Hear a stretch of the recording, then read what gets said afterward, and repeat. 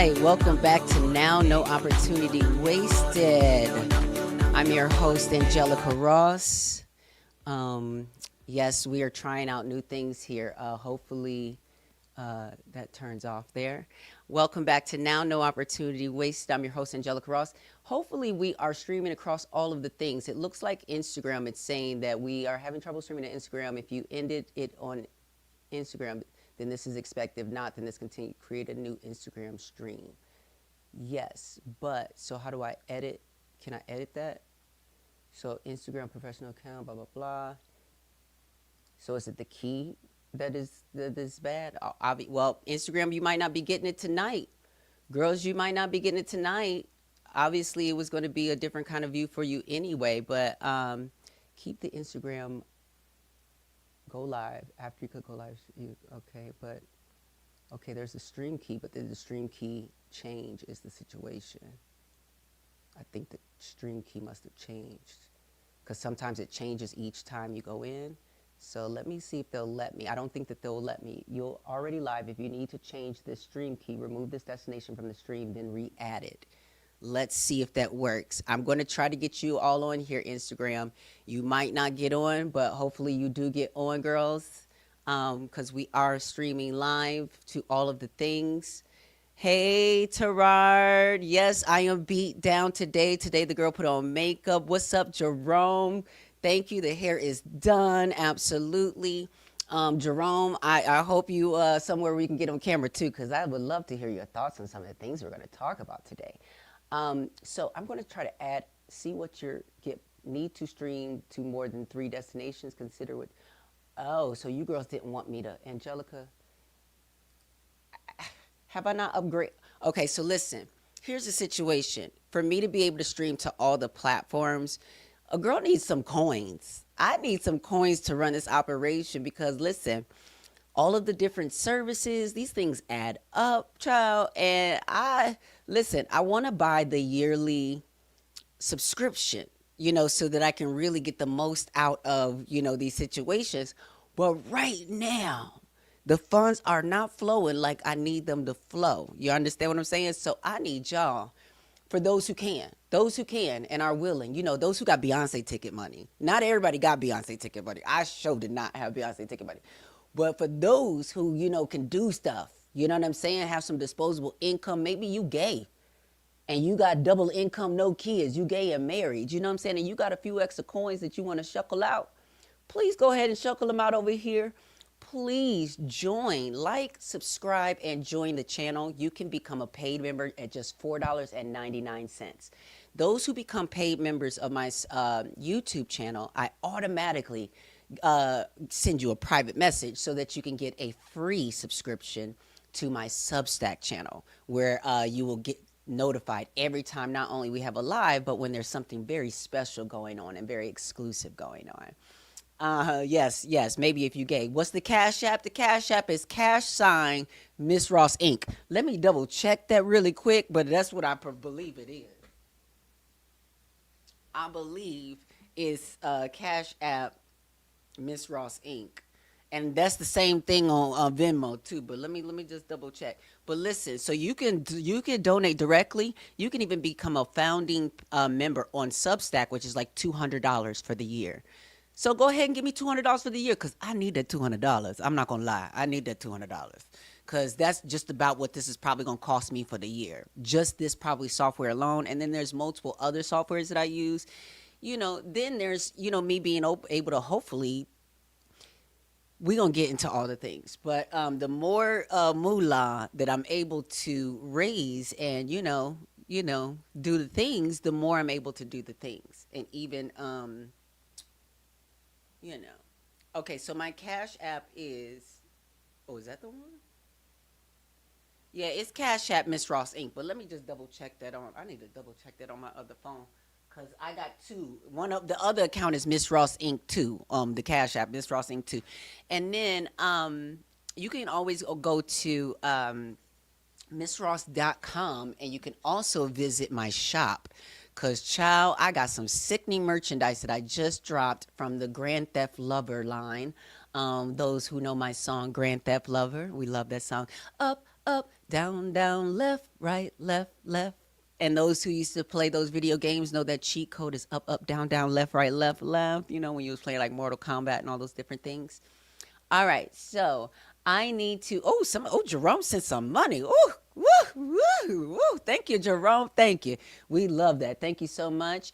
Also, those who are, I can put your comments on the screen because like Tarar said, Jerome, do you see the mug?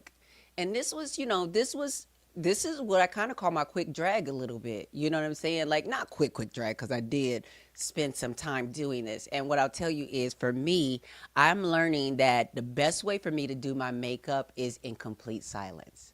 Like not even no makeup on nothing. If I do it complete silence, it becomes like a meditation ritual for me. So that's what we're going to be doing is from now on is doing my makeup in complete silence. Now, because I did my makeup today, and not only just because I was doing my makeup today, but there were just several other things that I have been working on all day today. And I want to explain some things to you so you understand. Today, we're not going to be doing an interview today. And the main reason is because I am the video editor who edits every single interview. And I just have not had the time to be able to edit that next interview just quite yet. What I have been doing is basically working here in the studio and setting up all of my different shots, all my different cameras, making sure that to even explain this to you of kind of like what's happening and what's kind of going down. I'm going way off script and telling y'all way too much. So what I think I'm going to do, remind me that I want to get a little personal at the end, okay? So I'm gonna wait to the end to get a little bit more personal and share a little bit more of that information before we, kind of go there. But as you can see, a girl is giving you angles. We're doing multiple angles. Yes. Hopefully when we get all of this situated, right now it looks like I can only receive comments or at least put comments up that look like and let me, you know what, I need to go ahead and get that other phone so that I can give me 2 seconds, y'all. 2 seconds.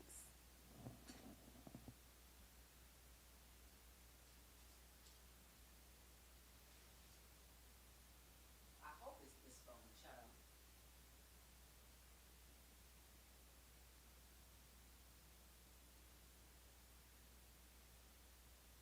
And the thing B is that I got way too many phones. Why do I have so many? I know why I have so many phones, but oh my goodness. Okay, so I'm gonna check on this one too because I'm not sure if I'm signed in on this one. I usually be signed in on the other phone, so let me just check too on this one too. Watch it say I'm not signed in or something great. Oh no, here we go. Yes, it's Cash App Miss Ross Inc. Cash sign Miss Ross Inc. Thank you so much. Let me see. Did you send? Let me go to the. Whoop, whoop, whoop, whoop, whoop, whoop, whoop, whoop. Quiet, babies. Mommy's on the Mommy's doing her podcast. Quiet. Okay.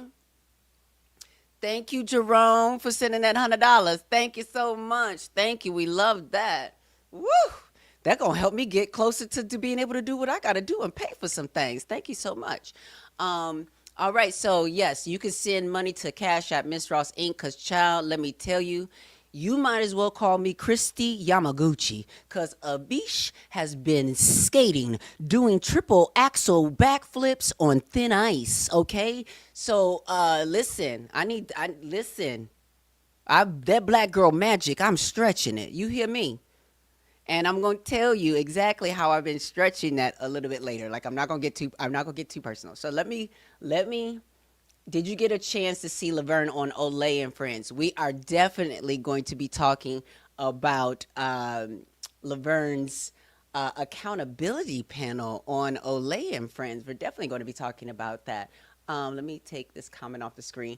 And so basically too, I'm going to have people who are going to be able to help me. Like, y'all, listen, I'm looking for folks, especially like folks that I could trust, like Jerome or something like that, who could log in so I can give you like a login and you can actually help me produce by helping me put the comments on the screen and taking them off the screen. I can like you can actually do that remotely.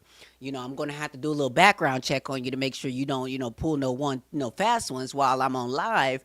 But I do have a couple people who have stepped up who are going to be volunteering in the future to help me both manage the studio space here, but also to help me produce the show. So, but look, ain't no coins right now. You're going to be doing it because you love Miss Ross and because you want to see something build, and maybe because you want to, stick around to help create and build that position for you. You know what I'm saying? Because once the money start trickling in, girls, you know what I'm saying? Like, we can do the things. We can absolutely do all the things.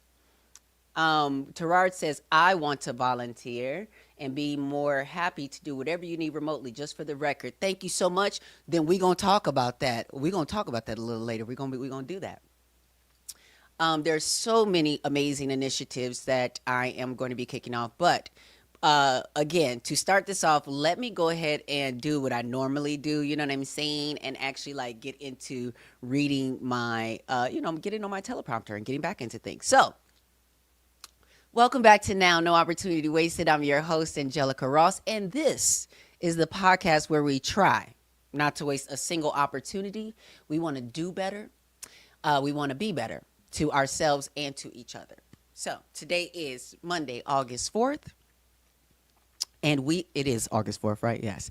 And we are live streaming here on YouTube, but we are streaming out to Substack. I hope it's working on Substack, Instagram, LinkedIn, or it ain't on LinkedIn, but I mean, it ain't on Instagram. I don't know, something happened with the Instagram thing, so I couldn't add it.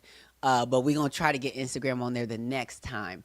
But, Instagram and Meta, they be shady to me anyway. So you girls can kick rocks for today. And today we're going to be on YouTube, Facebook, and LinkedIn.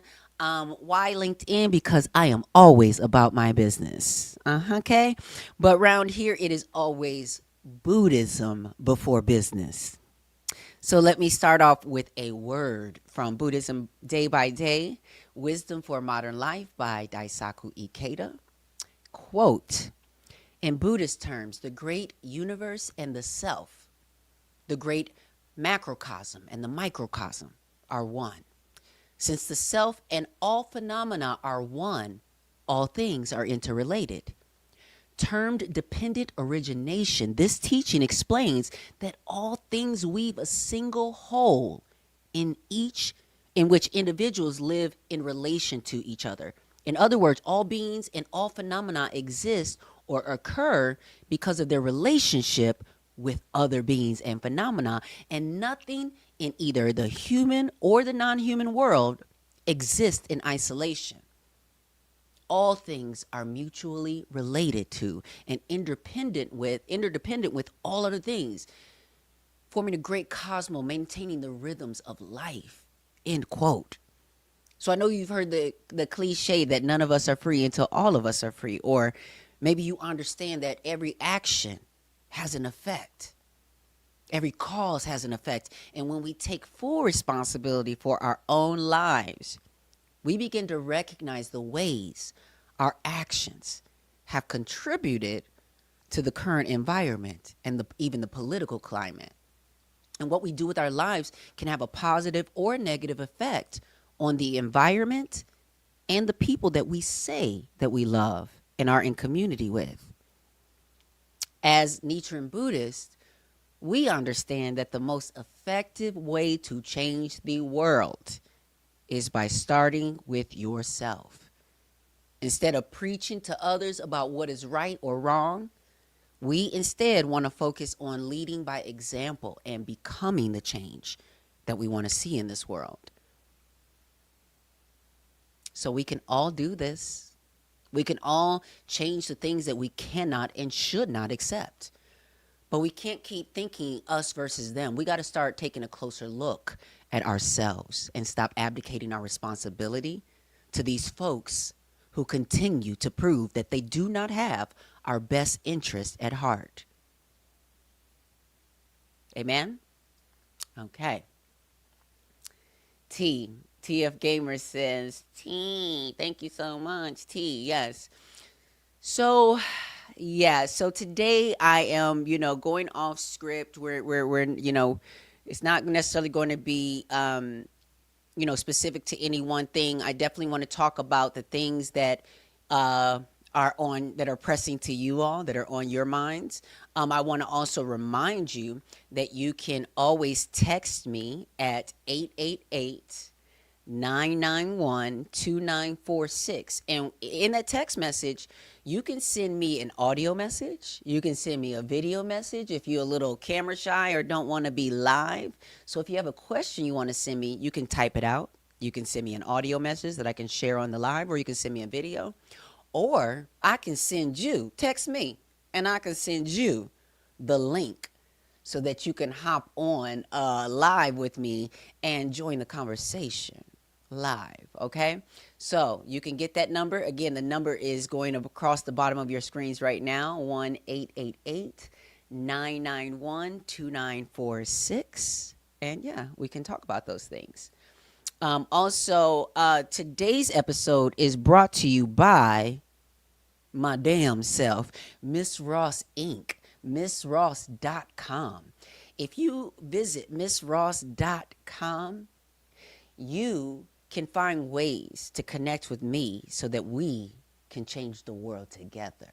Whether that is joining my Winner Circle community, whether that is signing up for my newsletter, trickling into my masterclass like a butterfly, which we got brand new lessons coming out this month. I'll be recording brand new lessons. The masterclass is already done, but a girl's been getting her tush whooped in a way that it's so hard to put out all of these things and balance everything. It is super, super hard. I'm just being honest with you about all of that. That is why I haven't put some super price tag on it right now. That is why it is so accessible. So all you do is have to subscribe at any paid amount on YouTube, and you'll also get access to my Like a Butterfly Masterclass. And this masterclass is how I have pretty much translated my life experience as a Black trans woman who has crawled, crawled sometimes, a slow crawl to find a place, a safe place where I could create my own cocoon and become the beautiful Black butterfly that you see sitting right in front of you. That translates into understanding that, just like in Buddhism, where we believe that life is cyclical, we have the cyclical nature of birth, aging, sickness, and death. And then here we go, get back on it again. Birth, aging, sickness, and death. Just like that is a cycle, so is the experience for us as human beings of being able to choose to go back into our cocoons, to those places that we have to spin ourselves out of our own material. We have to create this cocoon that is going to be uniquely nourishing to our well-being, to the ways in which we develop, to the things that are going to make us, 1 second. Stop barking. No, quiet. But the things that are going to make us uniquely us. And so in my masterclass, I talk about how, and this is what it is. And to be honest with you, I have been hesitant, to be honest. Every single day has been so hard for me, difficult. It's been extremely difficult. I'm going to be honest. Physically debilitating.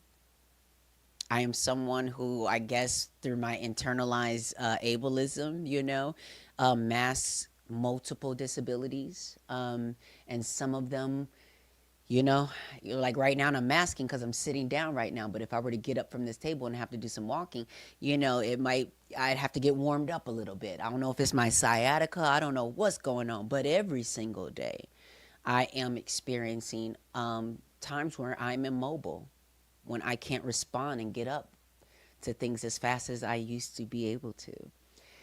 I don't think it's because I am approaching 45 years old. I'm a girl is 44 years old, and, things are starting to remind me of my age. But I am determined to not to let these physical things stop me.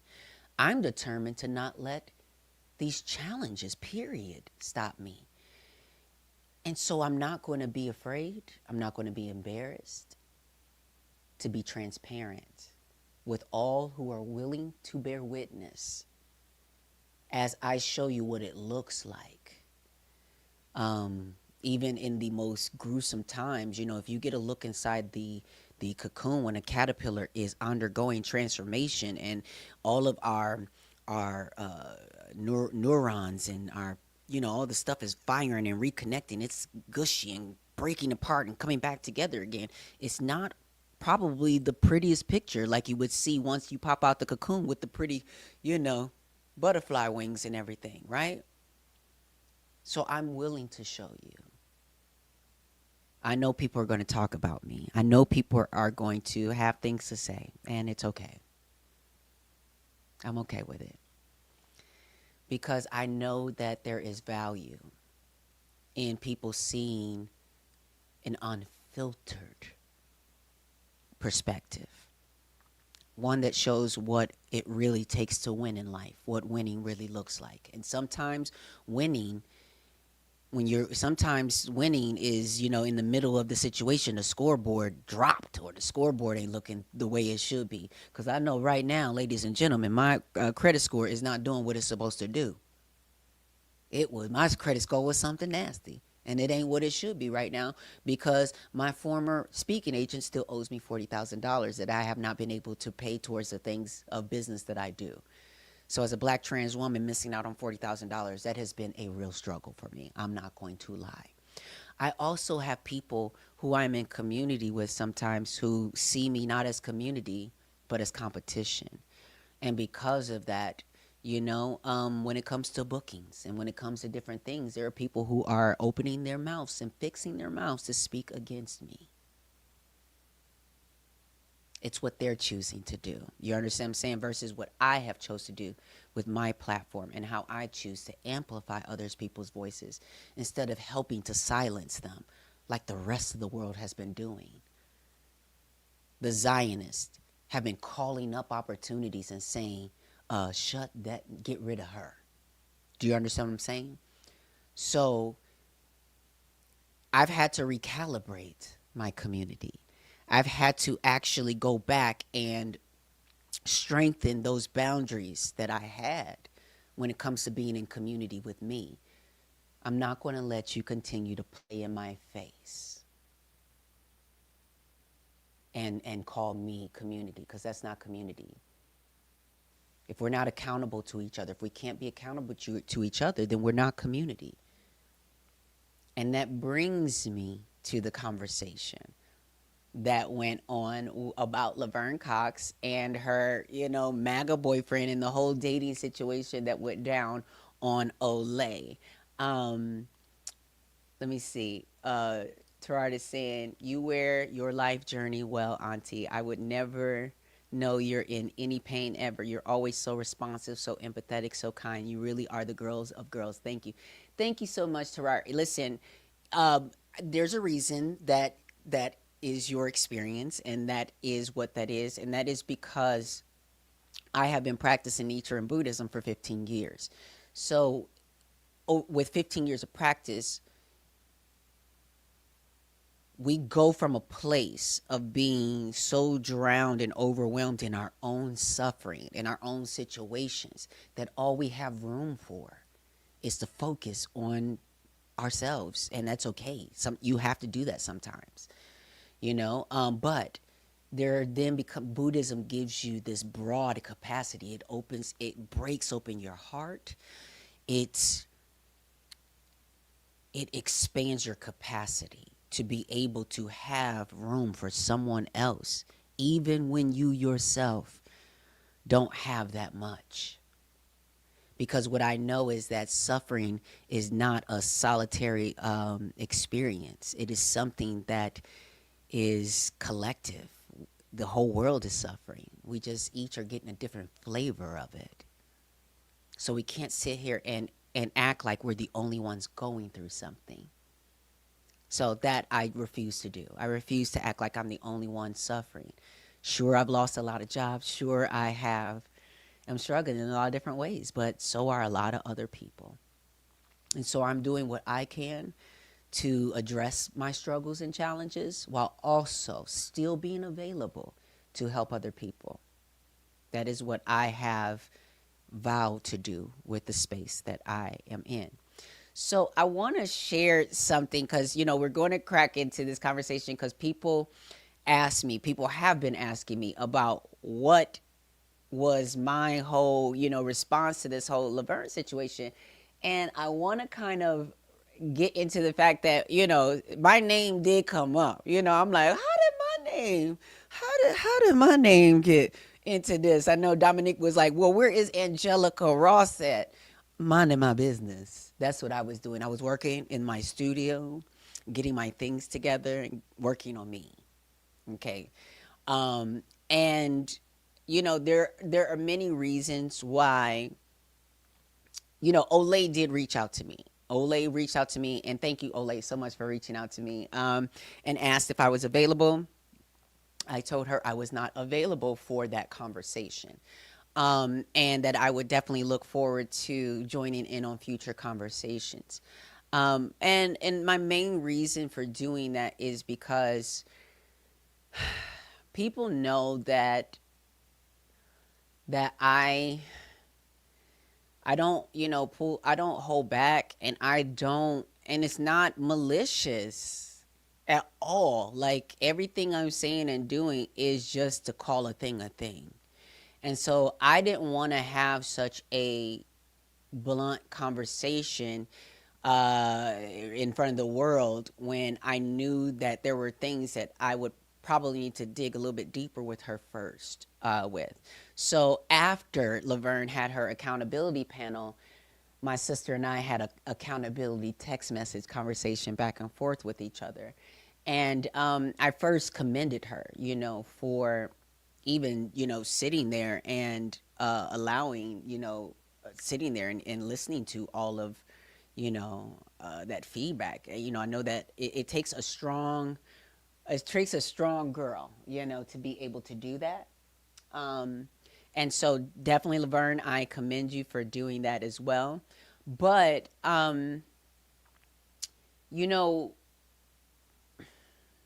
my thing is that, with Laverne, she talks about the fact that she's been one of the girls who for the longest time was preaching intersectionality.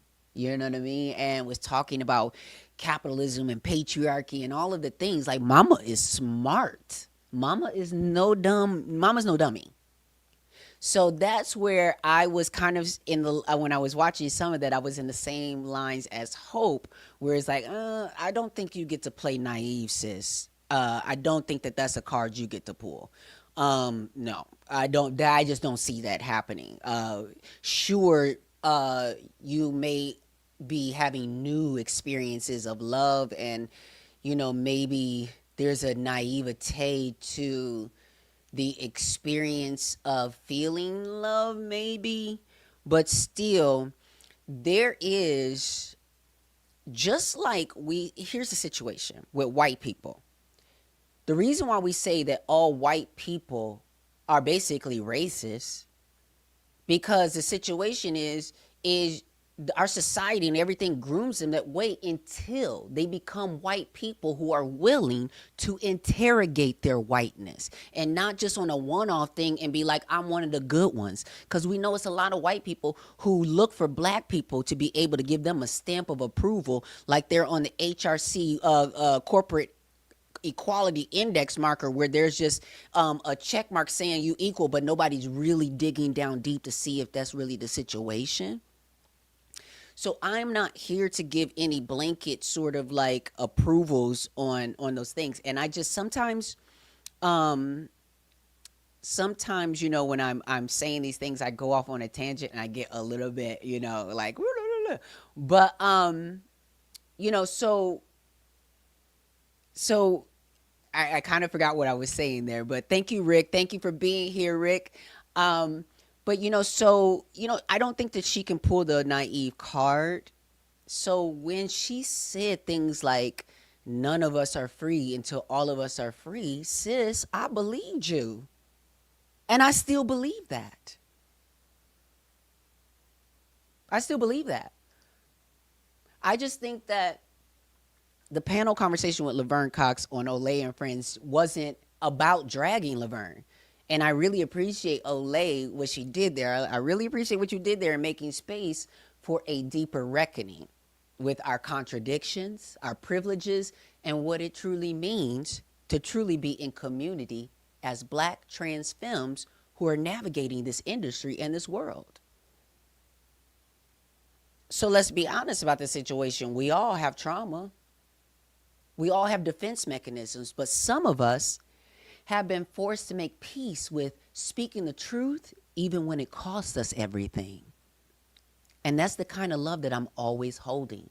That's the kind of friend that I strive to be.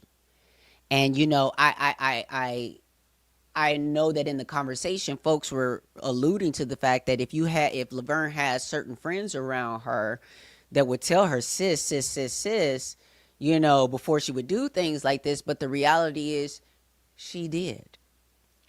And some of you may remember a viral clip that went viral of me and Laverne hanging out and coming out of the clubs. And we were talking about gay men in hip hop and congratulating Lil Nas X for coming out.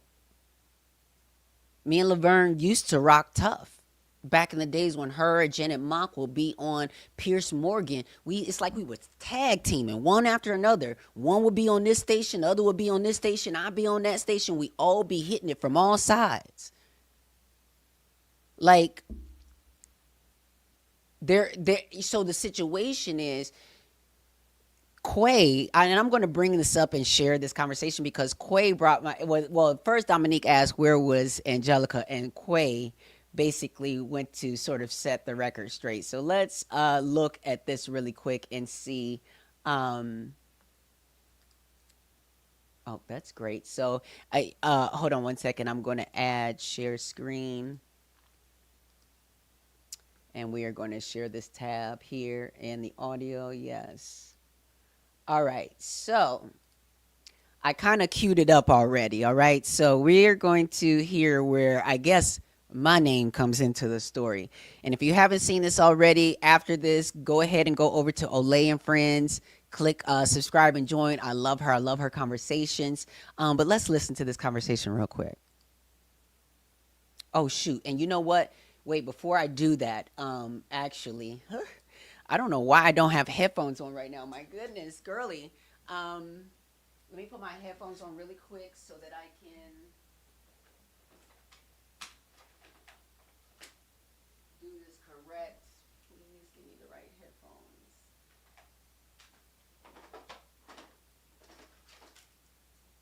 Oh, come on. Here we go. Because I think I have the sound coming out of one of my monitors, and we don't want that to happen. So I'm going to plug my headphone into my mic here. Put at least one ear in here. And then I've got to go into my system here and make sure my audio MIDI setup is going to give me for my, oh wait, it's going, oh shoot. So can I put it through there? I don't think that's going to work. So I have to put it through my microphone, my headphone extension. 2 seconds, y'all. My bad. 1 second.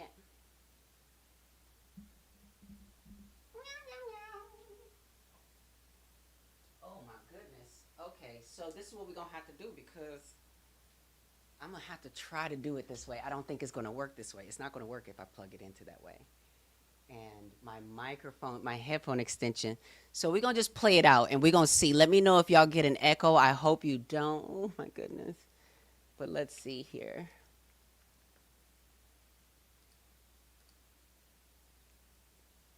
So this is years back. Yes. I know you've been hopping on the pink meat for a long time. And nowhere on the BDS list were we supposed to boycott pink y'all meat. Probably can hear it. I just turned my TV down. So I saw that we were at Angelica's house in Let me know not if y'all Woodland still hear it. Hills I turned in my actual Los wherever, Angeles. Westwood. but like, Yeah. you should Angelica, where hear she them at? having the Where conversation. Angelica wants no parts because she already said her piece, and I will Let me deliver know if the y'all still message. hear it. Laverne said, and you were happy about Okay, it. great. No Laverne echo, was and you like, hear it? Laverne was like, I'm dating this guy. I got the photos, and she showed us the photos of the man. He is real buff. You know, he does look good. I see why why your pussy has to go unethical for a minute. Angelica in that moment said, you are dating your oppressor. And she let all her shit be known. I'm a bitch that wants you to executive produce her short film Motherhood, where I play the first pregnant trans woman. But so I kept my mouth shut and I was like, do it, love wins. But Angelica read you, and Angelica let it be known that she was not with it. And this was in 2022. This is before you came to it with the internet and made the one woman show. Right. So, okay, so I'm pausing that for a second because like so I guess like Quay was saying is that I text messaged Laverne first of all, and I was just like, obviously I commended her for doing that, but I also didn't quite remember that conversation as Quay gave the recap of that conversation. I don't exactly remember saying those exact words. Does it sound like something I would say? Absolutely. So I'm definitely not denying it that is what I said, because that definitely sounds like something I would say. But what I do know is that I've always considered Laverne to be a friend. So to me, I've never, and I think Quay, as somebody who was there, would probably attest to this as well, is that I wasn't attacking her. I'm not someone who does things with a mean spirit or who I don't know. I just am honest. And it wasn't even just about, dating the oppressor. It was just like, again, I think that was like the short form of what I would say. But I think that she knows it's a little bit deeper than that. And there's a couple reasons why I say that. One of the reasons, obviously they talked about desirability politics, and so we have to talk about desirability politics. We know that like in a trans community, when it comes to dating, sometimes that pool can be small, and sometimes we end up dating the same guys. But me and Laverne, I would laugh because I know y'all probably know Trace Lissette, the white trans girl. Me and Trace Lissette are more likely to have a crossover and need to cross-reference each other about who we used to date or who we're dating than me and Laverne would ever have crossover. And I know that because Laverne has always been attracted, not always, as long as I have known her, she's been attracted to white men. And I think that they also, kind of called out the fact that when you are a leading lady on television and you're doing different things, you do have some say sometimes in being able to say, I'd like my love interest to be black. And I think that people, or, I think again, we're right to call out the fact that when you have these opportunities, the more you gain privilege, the more you use that privilege to create opportunities for your community as well as yourself to see yourself. And so I feel like Laverne maybe have been living her own, I think, and Laverne and I have had this conversation, so let me actually even back it up a little bit. But the thing is that whether it was on CBS on Doubt when I played one of her girlfriends, and she was at a law firm, her love interest was white there, or whether it was on Clean Slate, I was just like, damn, another white love interest. You know what I mean? And I am someone who has been radically invested in black love because I know that black love heals. I know that Black love has healed me. I know that by being radical and with my love for Black men, I have been able to shift my experience with Black men.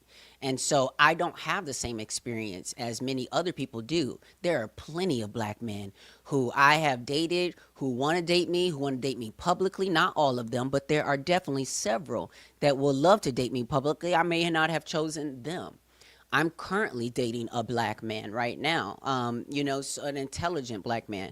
And so, and one who would gladly claim me, and tried, one would love to have claimed me years ago, but, just sometimes, things happen. So the situation is, before I went on, I know Quay was a little triggered. Quay was a little triggered. So let's dial back the hands of time for just a little bit. How many of you remember an interview between me and Laverne Cox on her then show, If We're Being Honest? Okay, so if we're being honest, I'll tell you what really happened. So when it came to that interview, her people had reached out to me to interview me. And I said, sure. But I realized, and I think also, yes, thank you so much, Raven McQueen Network, for your contribution. We're going to show that on the screen. Thank you for that. $20. Hey, sis, just saying hello. You look beautiful. Thank you so much, Raven. So as I was saying, though, so her team booked me to be on her show, and then Laverne called me, or Laverne texted me. She said, hey, I know we're going to be doing an interview tomorrow, and we haven't talked in a long time. So let's talk, And so her and I had a conversation on the phone before we actually got to her show. And we had a very blunt conversation. And she said, okay, let's talk about these things, on the show the next day. And so we did talk about a lot of those things. And I will tell you that some of those things I said, because people who know me know that I'm not a girl. You people who want to gossip and be all kind of backhanded, hide their hands about stuff and blah, blah, blah. Let me tell you about me. Everything that I say publicly and privately can be checked. And what I mean by checked can be verified or checked in the sense of accountability, because I'm not always right about everything. But what I know is that we had this conversation, and there was a lot of things that hit the cutting room floor. And I know that hit that cutting room floor because it might not have made her look in the best light about the things that I was saying, but I was being honest. If we're being honest. And so at that time, I told her that I have reached out to you several times to want to figure out, how do we bring our star power together? How do we stop waiting for them to green light our stuff and we green light ourselves? But over the years, as she said in the text message, I could never figure out the right opportunity, was kind of her response. You know what I'm saying? Meanwhile, I'm trying to connect with any and everybody to create something out of nothing. But I told her then on her show that I felt like we were allowing, and when I said we, I more so meant her, that she was allowing this industry to shoot our stars into opposite ends of the galaxy so that we could not come together and use our star power together. And so that you would have to be intentional about those things. And going back to, what I was saying about, when just like with white folks and, racism, blah, blah, blah, you got to be willing to interrogate that interrogate your whiteness. So always be willing to interrogate it. Just like you have to be willing to interrogate your politics. Interrogate your personal politics. Because as they said on the live, the personal is political. So let's talk about desirability politics. Let's talk about dating across the lines of power, whiteness, state violence, and fantasy. Talk about holding those that we love accountable because we love them. We can talk about what happens when the personal becomes political, and the political definitely gets personal because it always was. It was always personal. So before we dive too deep into this conversation, I want to name something important that, like I said, I did not want to have that conversation first in front of the whole world, you know? And Laverne and I hadn't spoken in a while, so I wanted to kind of check in with her, you know? But she knows that if I'm going to come to the table and have a conversation, it's going to be real. And I don't need, we ain't going to be censoring me. You know what I mean? So, you know, I needed to share where I was coming from, because for me, being a friend it's not about being a yes man. You know what I'm saying? It's not about just agreeing with everything, to keep the peace. You know what I'm saying? For me, being a real friend means not only loving you loudly, but being willing to hold up that mirror and gently say, okay, sis, I hear you, but this is what you said before. This is what you claimed. And this is where it's not lining up.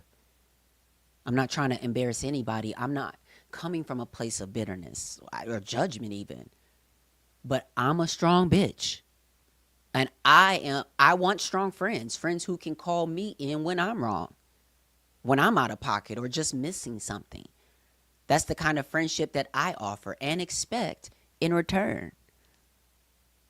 I see some of these comments. I want to go in here and get to some of these comments. Hold on one second. Dr. Elijah Nicholas on LinkedIn says, hey, Angelica, do you think Laverne is being held to a higher/different standard because she's a celebrity? And what's wrong with her dating a MAGA supporter? I wouldn't, LOL, but that's just my preference. There's a lot wrong with dating a MAGA supporter. Because again, if we know that the personal is political, and that's not a cliche, then we understand the ramifications of those choices. Let me put it like this. There's another video that I want to kind of share with you. I was on a let me share. Start it. I was on a I was on Oprah Winfrey's network on a show called Black Women Own the Conversation. And you know, one of the topics that we hit on was basically interracial dating. And so I want to share this clip with you of me talking about, because I also have dated people before out of my race, you know, dated white folks. And sometimes, you know, we end up dating people who identify as conservative, you know. But so I want to, how do I do this? So I want to play a clip from this Black Women Own the Conversation. So what I'm going to do is go back now over to this other situation and put a present or invite. Stop screen share, okay, and then present or invite, share screen, okay, share screen, and here we go. So here is a clip of a conversation that I want you to kind of see, where I sort of discuss what it means for me to date outside of my race. Here we go. Racial dating. I agree that it's about the education, because I actually was engaged to be married to a white man, to an Italian man, and we were together for 8 years. And I have not been in a relationship since. I don't know if I would actually date outside my race again. There is only really one time that I'm against interracial dating, and that is when you're not allowed to bring your full self to the relationship. Because I was in the relationship where I did not challenge my white partner on his anti-blackness. And instead, I internalized the way he looked at the Black community too. And so we both were in our gated community house thinking, this is what, needs to happen and blah, blah, blah. When I realized that this man was not invested in the liberation of my community, nor my Black community, nor my LGBT community, but that I was passing.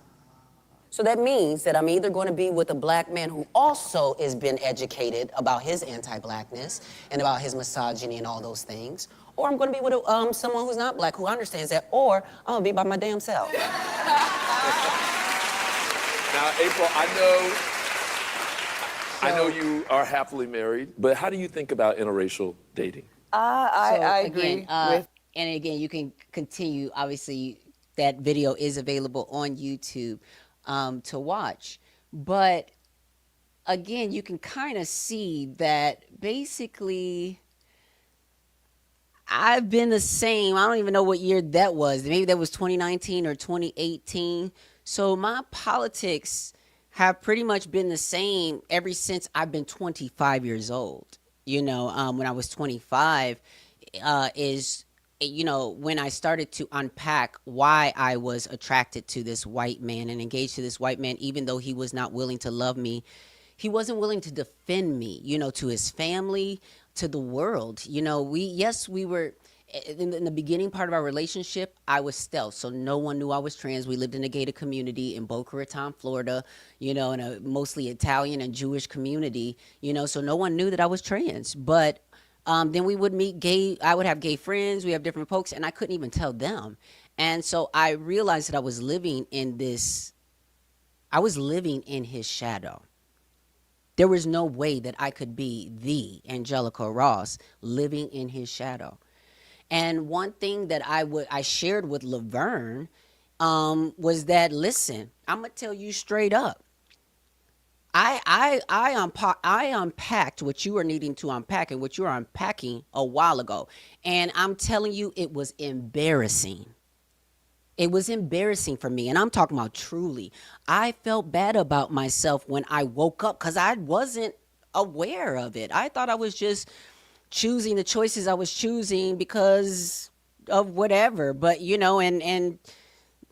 but when I decolonized my brain and understood the value that is placed on whiteness, the centering of whiteness in our society, and the grooming and conditioning of us to want what whiteness wants, and for us to want whiteness and the way they see things. And so when I woke up from that and started and I gave back the ring, I broke off the engagement and I said, I deserve better than this. Yeah, you're not abusive to me, but you will not fight for me and my rights. Mainly because you're telling me, one of the things that Kat Black pointed out was that a lot of conservative men or men who date trans women like myself will see you or see me as the exception. You're one of the good ones. You don't talk like that. You keep a job. You do this, you do that. So they're not they're like, why are you wanting to get into that? That's not your concern. As a lecturer would say on Pose to Blanca, look at you, girl, look at me. I can walk down Fifth Avenue with the sun high as my cheekbones and be treated as any other white woman. Meaning she was passing and she was doing those things. That wasn't her struggle. And, in the trans community, we don't all have the same struggles. That doesn't mean that we shouldn't still stay in solidarity with each other's struggles. And what I think I witnessed was someone who talked that talk and walked that walk until they were presented with privilege and access. And then in order to keep that privilege and access, that person started saying less, being less radical, and internalizing all kind of things. Laverne spoke up on a podcast, High Key, about where she said she, grew up in, these white schools and what have you, and didn't know that she was being conditioned to please white people. And I remember them also saying in that interview that Angelica ain't interested in that. And I am not interested in pleasing white people at all. So, there's just this fundamental thing here that I think needs to be discussed. And I think the reason why people were upset is because Laverne was talking a certain talk that was leadership talk that I feel like understands what it means to decolonize our minds and our bodies. But once you find out that you're dating a MAGA cop, that thing that interrogates your politics and your personal things should have stopped it. For many people, they're thinking that should have stopped things right then and there. I understand, things will be difficult, this, that, and the third. But to me, that doesn't stop when, I'll just say this, like, again, I didn't want to show up to that panel because I was not interested in any kind of thing that looked like I was trying to drag Laverne. I believe her when I just believed her when she said that none of us are free until all of us are free. And then I feel like I watched her curate a life for herself and put people around her who were yes people who would not challenge her like I challenged her. And in that conversation, with Laverne, she told me that, that I made her feel like as if she wasn't woke enough, or that, and she did not always feel safe around me. And I apologized to her because that is, as a friend, that's not something I ever want and intend to be the outcome, is you feeling unsafe around me. Unsafe.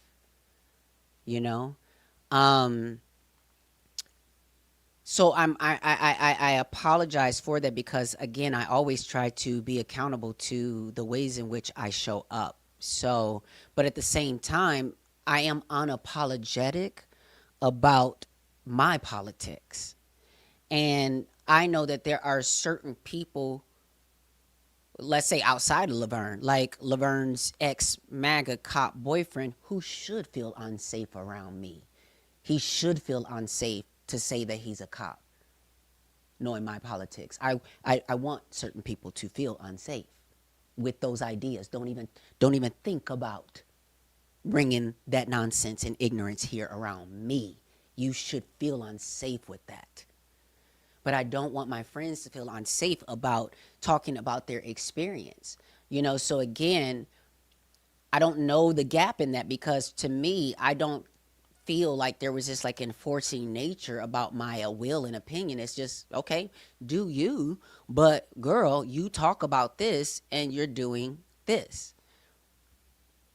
I've been consistent on camera and off camera. And for me, consistency in this industry will cost you in the way that I'm being, you know what I mean? But that's not because I'm perfect. It's because I'm committed. I keep showing up. So I want you to drop a green heart in the chat if you've ever lost something for standing up for what you believe in. A job, a friend, opportunity, whatever.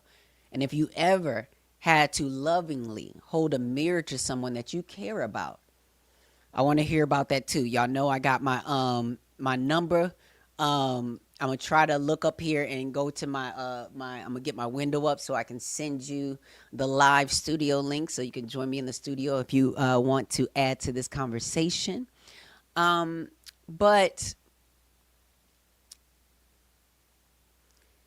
I thought that Quay, now girl, you was a little messy. That was a little messy at times, but there were many times I understood that you were being the comedian in the room, just like, T.S. Madison does, and is, bringing lightness and, comedy and humor into the situation as only sometimes trans people can understand, So I definitely appreciated some of that. Some I know it was a little friction. So, that was a little much, but I do think that Quay made some very interesting points that she would love for Laverne to executive produce her show. So her wanting, to hopefully work with Laverne and, prioritize whatever, she's not, listen, I'll say what you want. I'll open up for your show. I'll give you all kind of PR. Like, she was being funny about it. But what she was literally saying is, Angelica doesn't want anything from you but friendship.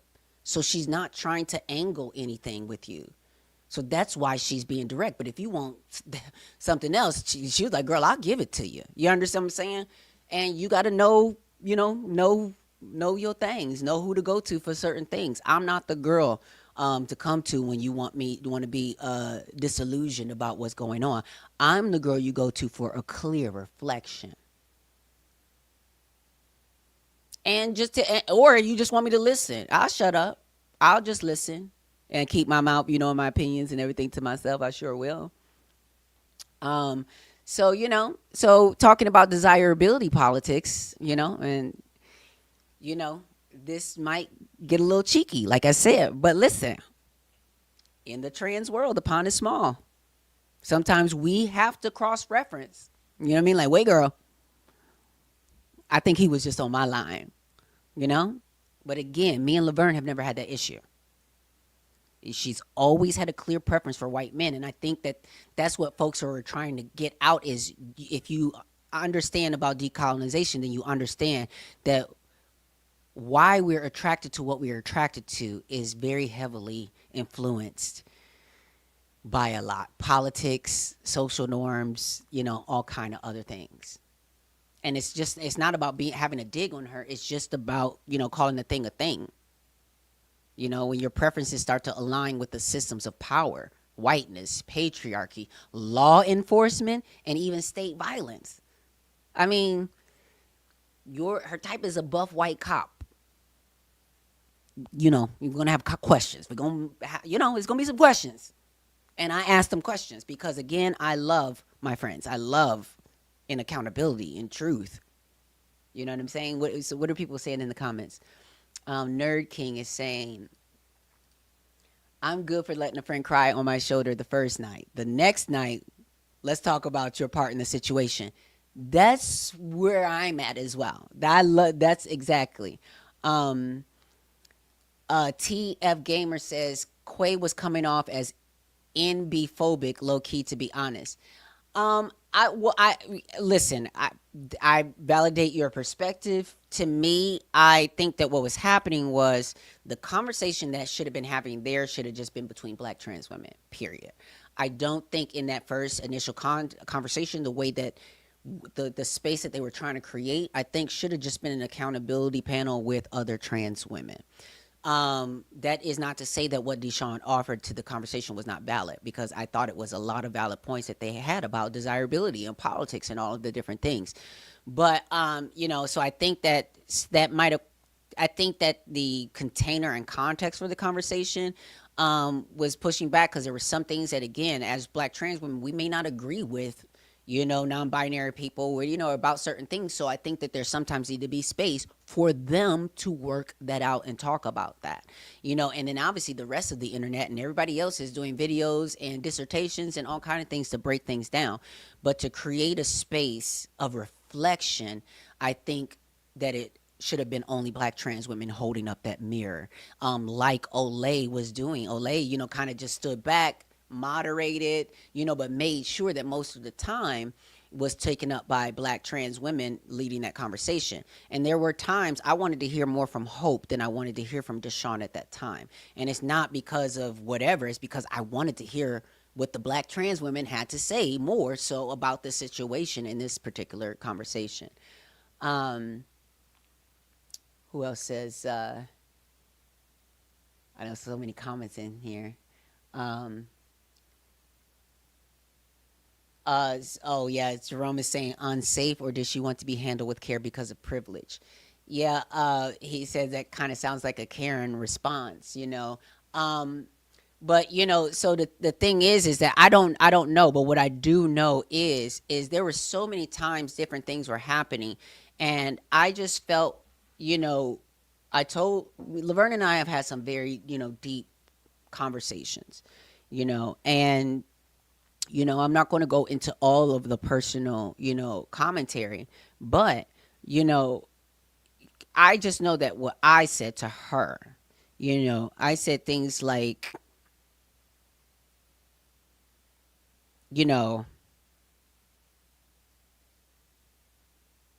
okay, so this is what I said.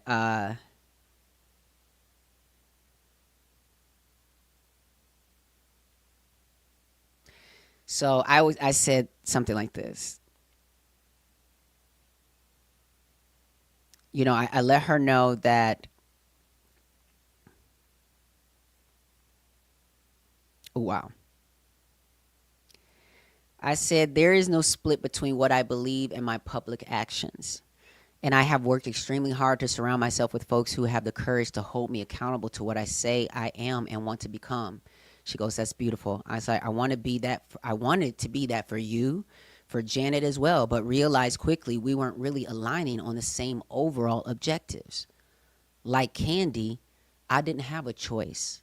My loudness walked in the door before I did, so to speak. She goes, you also have a deep spirituality you also bring. I was like, and like Candy, I have felt discarded by community for saying the thing that finally folks are having the courage to say out loud. It is Buddhism. It is the deepest ocean. And after 15 years of practice and studying, and because of that, my experience with men and just in general has been with a different focus. She apologized, that I felt discarded. She goes, after disclosure and how upset you were with me about the edit, that was extremely painful for me. Her and I had a separate conversation about disclosure. I had issues with that, and issues with how that all went down, because even before it got filmed, I went to Laverne initially. When she came to me, she got the idea when I was a keynote speaker at the Trans Summit at Outfest, and she met with Ryan, one of the guys who did, like the research around the media stuff with disclosure. So they came together and decided to do this project. But again, just like they came together, how come I couldn't have been included in that as someone who's leading in that space? So when she reached out to me, I said that I would participate if we could produce it together. I could come on as either co-executive producer, or we could, I'll produce. I'll just be a producer and produce with you. And she told me that they were not giving anybody producer credits, and that that's not something that they were looking to do. And so I was saying, okay, well, I understand. I'll just bow out. Then I won't participate at all, And, after they filmed some stuff, after they did all the things, she came back to me and was like that they really needed my perspective to be added to it. And so she really asked me a favor if I would do it. And so I basically asked for a favor in return. So we did that. And I was just upset because after all that, I sit in there for the interview for disclosure for hours or whatever, however long it was. People are standing around in the interview room, and some people are in tears at some of the things that I'm saying and holding on to my every word, right? Put all that stuff down. Then I go to see the edit, and once it was premiered, and I thought I was late because I thought I might have missed myself in the thing on thing, and realized I was only in there for the clip that they kept playing in the Netflix trailers, as if I was in it, advertising it as if I was in it. But I was only in it for that thing that they played on Netflix. When in reality, I had given a whole hours of interviews. And what was worse is that we all were sitting down in our pretty outfits talking about the same thing, but Laverne and Jen Richards at the time had a costume change. So they had two separate tapings. And all of a sudden, both Laverne and Janet were saying things that I know I said on tape. So I went to Laverne and I was like, Laverne, what is this about? Because I'm only in here for about this much. And I know I said some things that people were loving what I was saying. And some of those things I heard coming out of your mouth and Jen Richards' mouth once y'all did a costume change and came back on a different day to say some things. And I can only assume that that was after y'all saw my interview. Because you're literally saying some of the same things I'm saying. And if you had all the footage, then you would know that. And maybe you would put me saying that, but instead you put yourself saying that on there. And so I was just upset that she called me to the carpet and didn't even use me and kind of like, played on my time. And so there were just several things, that I'm very direct about the situation. So I was like, look, you played me.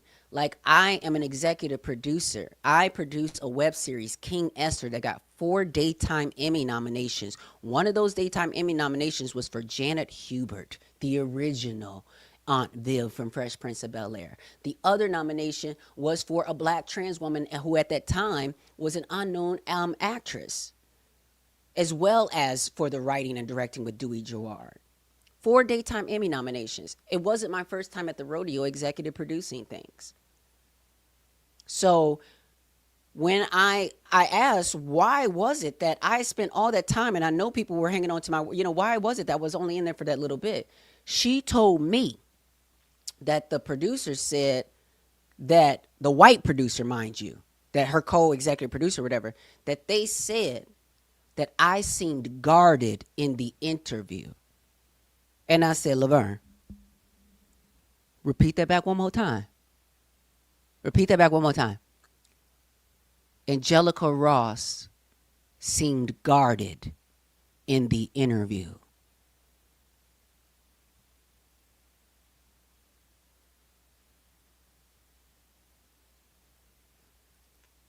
I said, Laverne, does that sound like me? She was like, well, I don't know. Because she knows. She know good damn well I wasn't no guarded in no interview. I gave them a lot. So, so there's just things like that where I feel like, and then even there was a time, there was a time, I see something going in on there, so I'm definitely going to listen. Text me. Listen, I see Brianna on here too. Y'all listen. I want to send y'all the link to be able to get on here and get on this camera and talk with me. So I'm gonna bring up this window in case anybody has texted me because I haven't been logged into the situation, so I can copy and paste the link in there for you. Because I see y'all are going off in the chat and I don't know what's happening, but I'm trying to get over there. So just give me a second because I'm trying to get over there and see what y'all talking about. Okay, so we're going to go over here. Okay, test for Miss Ross. Okay, so yes, somebody just text me test for Miss Ross. Angelica, I hope. Okay, so whoever just text me test for Miss Ross. I see your message, but you just said test. So I'm going to send you though the link in case, or just let me know if you want the link. But text me. Hi, thanks for texting me. I live in New York City. Okay, that was somebody else. All right. So I see these comments over there. I need to get over to these comments because y'all are going off. So let me see what the folks are saying over here. Child, wait, let me scroll back a little bit. It's a lot going on. Wait, let me get to, there's so many. Okay, so the situation, like I was saying, about Deshaun, I see some people are backing that up a little bit. Like Brianna is saying, I also felt like Deshaun should not have been in that conversation. Like I said, for me, it was obvious this was about Black trans women who date cis men and the stories we have to tell. That is why I said what I said. Nothing personal against them. That is exactly why I said it. Nerd King was saying that, look, Deshaun did have some issues landing the plane again. And sometimes what that means is then taking up space when other people could be landing the plane or having the conversation. Not to say that everybody was perfect at doing that. Brianna also says, also Deshaun has nerve to tell Black trans women not to date men while they also physically can be read as a man on a panel with women. It wore me out. Right. So that's where I say that, like, sometimes when we're in these same spaces, I'm just not sure all the time that some folks understand how to take up space without and still leave enough space for trans women to define for themselves certain things. And sometimes it sounded like academically they were trying to define what is the truth, because they were coming from an academic place of their study. And we as trans people have kind of just had enough of that, of people prioritizing their academics over our real life experiences. So I think that that was part of that. Julio on LinkedIn says, is it possible that we're doing our own version of desirability politics? I actually love that term. Are we fetishizing our white counterparts the same way we've been fetishized for so long? Ooh. Or is this just another case of two wrongs don't make a right? I'm in the idea of private panel to unpack this. Yeah, I mean, yeah, so there was just a lot to unpack, and I kind of go hard to get at truth. I don't kind of let people get away with doing PR stuff. So I feel like on that kind of platform, that was very much, but like I had, more in-depth conversation, what I'm saying, like with Laverne privately over text messages to get into some things. Jerome says, Oh, well, Jerome says Deshaun absolutely had a right to be there. The conversation at its root was about dating one's oppressor, especially as a person who has leadership in this community. All LGBTQ members were valid. Now, I agree what you're the concept of what you're saying, Jerome, is that the conversation definitely had hints of dating your own oppressor, but I don't think that was the root of the conversation. And that's, I think, what the issue is. I don't think that that's the root of the conversation. I think that is a through line for sure. Because everybody, LGBTQ people and straight people, all can end up in situations where they're dating the oppressor. I think what needed to be unpacked, and what I was enjoying that was being unpacked about the conversation, is the why. And the why is different for different people in different communities, especially for Black trans women. There is a why that we know about in situations where even women like myself have dated guys who have not been the type of men who would defend us in the public, who would vote for our best interests, or who might flip out on us if the wrong person found out that we were together. Now, I don't attract and date those type of folks. You understand what I'm saying? But like, we've all been subject to that, but there's a reason for that. And the reason is more aligned with the experience that cis women have, in the sense that cis men, and this is something that we are just now starting to really tap into and understand, what does it mean to actually be coerced into sex and into relationships? And coercion involves deception. It involves not telling someone that you're a Republican, MAGA cop, and what have you. And now, mind you, I think that we all have this line that we can judge for ourselves about when to tell someone something that is important. But 3 years is a little bit too long down the line. Definitely too long. Like Kat was saying, we having some of them conversations up front. So that like, I definitely feel that there was very much some valid things that Deshaun was saying, but I think that the conversation that needed to be had was more of a sister conversation, and even with cis women, to understand how we are more alike than different when it comes to the challenges of dating cis men. Because there are so many Black cis women who have opened themselves up to dating outside their race because they, like Quay was saying, they are tired of waiting for their Black king to show up. And it's not from a lack of trying. It isn't. And that's and Brianna saying, well, that's why Quay tore Deshaun up. Wait, okay, y'all comments are going so fast that I can't even get in here. But let's see. So Jerome is saying to Brianna that saying Deshaun didn't need to be there as his conversation that non-binaries aren't trans, and we take. So again, it doesn't add to that conversation that non-binary people aren't trans. What it does is highlight the nuance for what we call so when we would do racial justice trainings, we would break into like cohorts and affinity groups, right? So when it comes to certain conversations, in order to get more specific about that conversation, you can dive more down into a more specific experience between, because again, trans is an umbrella term, and everybody is not affected the same way under that umbrella, especially not Deshaun is showing up and presenting as, that can be read as a Black male and not as binary or non-binary all the time.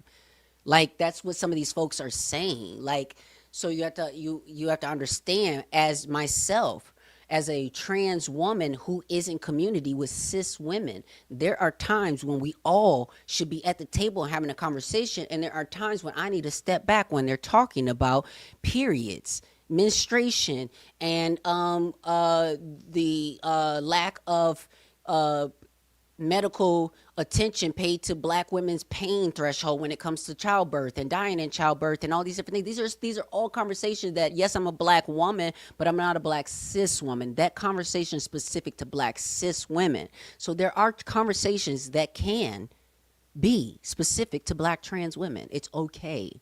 And there are times when we open up that conversation. I think that this conversation should have been between black trans women, me personally. Let's see what else we got here going on. I hear you. That's not fair. Non-binary. I hear you what you're saying.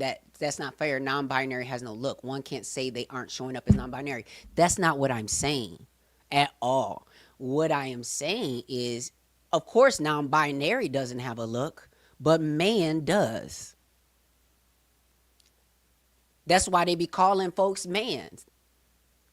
You know what I'm saying? So, people won't know you're non-binary if you are presenting as a man. If that's the look that it is. You know what I'm saying? Nobody knows until they ask your pronouns, until they ask certain things about non-binary people. That's why we're trying to educate people to just ask the pronouns, because you never know just by looking at someone.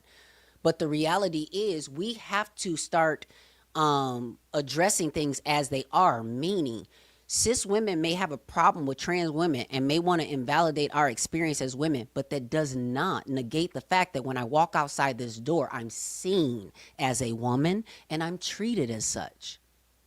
That's part of that conversation. So it's not about invalidating anybody's looks, how they show up or whatever. It's about dealing with the reality of how we are perceived in this world, which affects my dating choices. It affects a lot of things.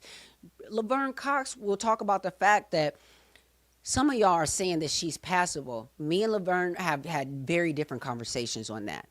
Laverne has been somewhat of a symbol of change for the industry, because Laverne has said at times that she believes she reads trans, whether it's her height, whether it's certain things in person or what have you. And now, because of her ultra fame, when we walk into certain rooms, she might be clocked right away as trans. And people are going to respond to her differently than they respond to me walking through the room if they don't yet know that I'm trans. It's just what it is. So that is the factor that I'm talking about. And those are the nuances alone that need to also be talked about, because the reality is Laverne is also tapping on some things that, even maybe black drag queens are tapping on. When you are so obviously queer, trans, drag, this, that, and the third, sometimes your black counterparts aren't interested in that if they live in a certain space. You understand what I'm saying? But what I love that Quay was putting down is that is not always the truth. There are plenty of black people that are willing to date Laverne, but that Laverne might not find attractive because of desirability politics. Fat black people, neurospicy black people, disabled black people. So what some people are trying to point out is that you are able to overlook a Republican status, a cop status, and a MAGA status before you are willing to overlook a black disabled status, or someone who might be fat, or again, specifically speaking, someone who doesn't fit into the mainstream desirability politics. And that is where I have challenged myself. Again, you're attracted to what you're attracted to. I'm attracted to what I'm attracted to, and you can't force me to be attracted to something I'm not attracted to. But at the same time, when I am invested in decolonizing whiteness, and I understand that the ways in which we judge black bodies has a lens of white supremacy, because they only see thin white women as female and don't even see black cis women as female half the time, as a womanhood that is to be valued and protected. You know what I mean? Yes, you know what I'm saying? Terrar says, hello, fat and neuro in the house, okay?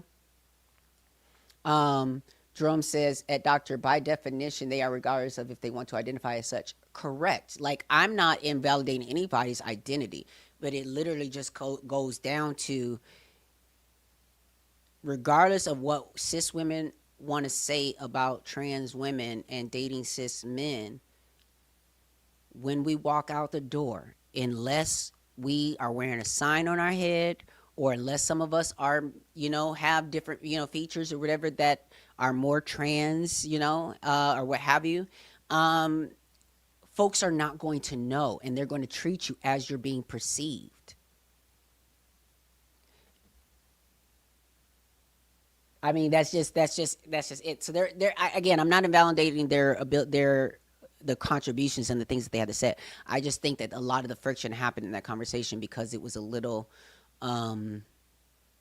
ill organized, I will say, and not on Olay's part, but just saying, like, as far as the curation of voices for that first conversation, I think that should have been all Black trans women and non-binary trans women. Do you understand what I'm saying?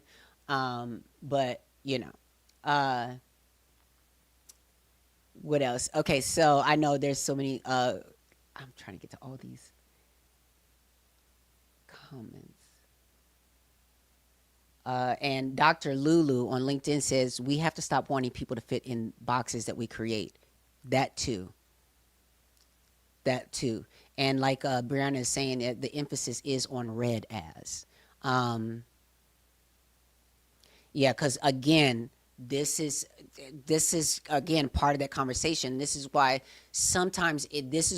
trans women get very irritated with the conversation around pronouns and stuff from non-binary folks. Sometimes is because sometimes we'll get into a space of theoretical of what things are technically, theoretically, and not in the practical.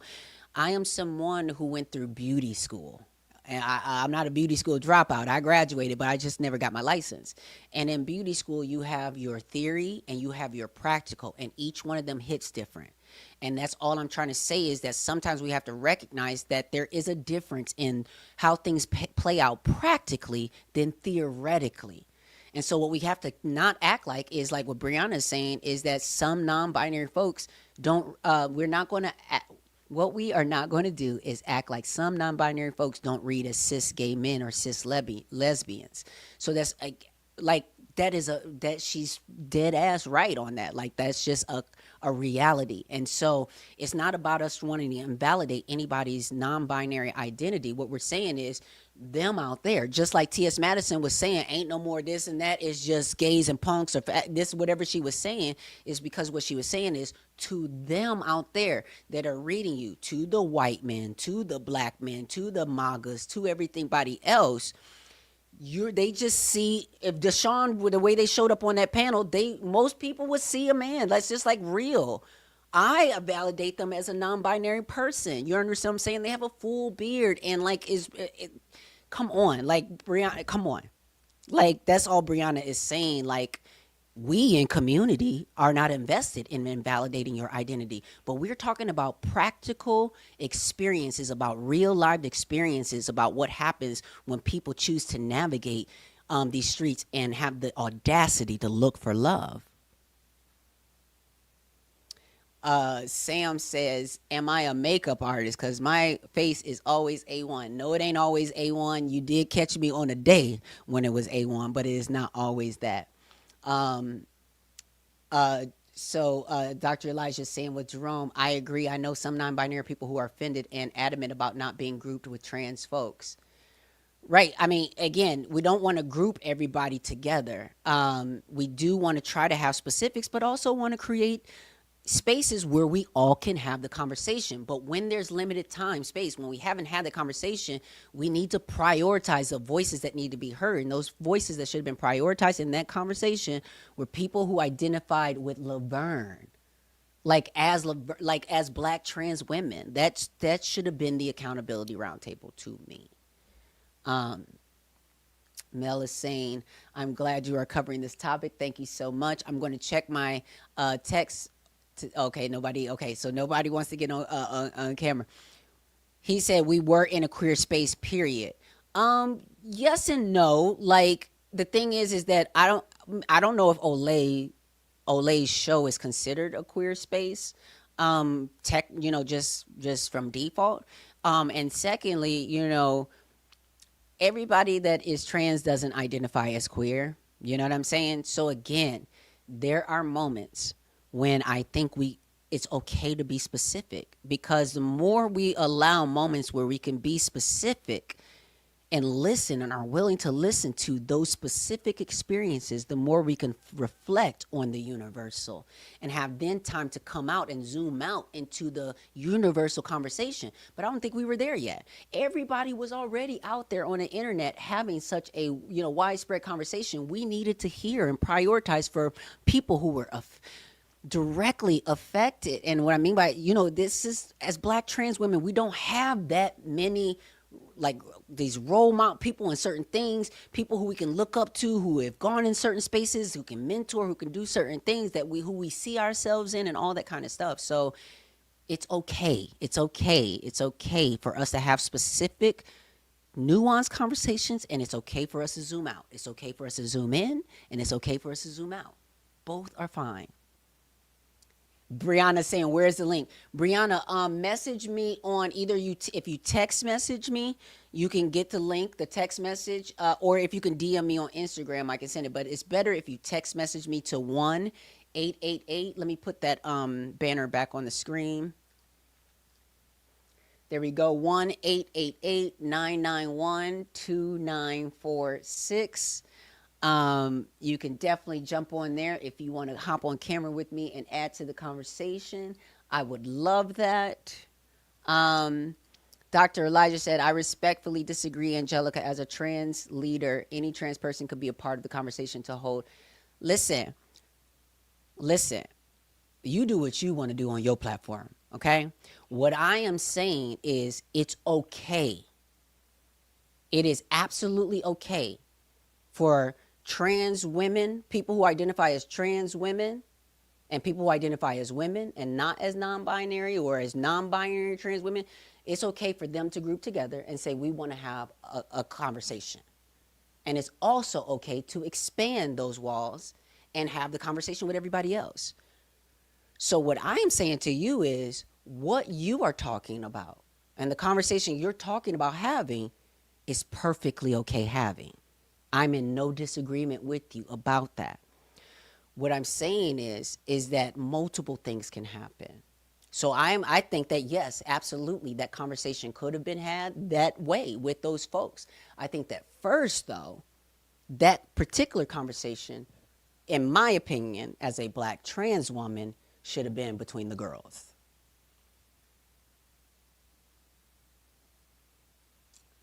Sound.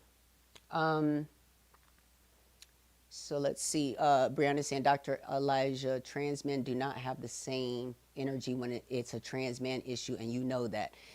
And that is the other thing, too. What is so wild to me, you are so right, is that, like, we are sometimes really trying to push trans men in front of the space and the camera when it comes down to situations that are specifically about them.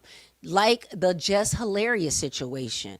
Just Hilarious was attacking Black trans women, talking about who's going to stand up for the real women and protect us. Y'all need to be in straitjackets, thinking that y'all women, we bleed for real and all this kind of stuff. And there was a Black trans woman who spoke up and said, cis women do not own womanhood. And cis women are not the only ones who can have periods and blah, blah, blah, whatever. I remember this Black trans woman standing up to say that because at the time, it wasn't enough, I guess, or they weren't, I don't know what was going on, but I know I was trying to share Caden, everybody else who would speak up about the situation, but there are so many Black trans men who, maybe won't even admit that just like a cis man, their favorite topic is not talking about periods. I know a lot of trans men who don't want to really be in that conversation and having those things, but those are the times when we need y'all to step forward. Not exactly in these times when they are really centering around Black trans women. Gather your folks. You know what I'm saying? And so the thing is like in that time with Laverne, I remember getting on live and saying basically kind of almost speaking up against the Black trans woman for the harsh way that she spoke up and saying the things. And I'm like, I felt like Laverne was undermining the situation because the girl said what she said, and what she said was right and correct. It's just that what she was saying was on behalf of trans men and other non-binary folks who have a uterus and don't identify as cis women, that they can also too have periods, and that trans women have the experience of womanhood, whether you like it or not. We go out into the world, and if we are presented and seen as women, then we are experiencing womanhood. That's just something that you can't argue with or deny.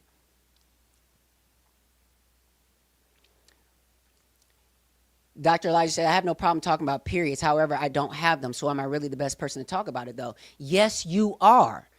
Because you're a trans man, just like a woman who has gone through menopause or whatever they go through when their periods stop, don't mean that the conversation is no longer, something that they can come into as someone who has experienced that, or someone who can experience that. Just because you don't specifically, if you consider yourself to be a community leader, then you don't have to speak on behalf of your own personal experience. You can speak on behalf of your community's experience. So it is not about whether you experience those periods or not. It's about setting the record straight with people. It's about making sure that they are informed and understanding. As trans men, there are many trans men who decide that they want to have babies and carry babies, so they do experience having periods. They do need to have access to abortion care.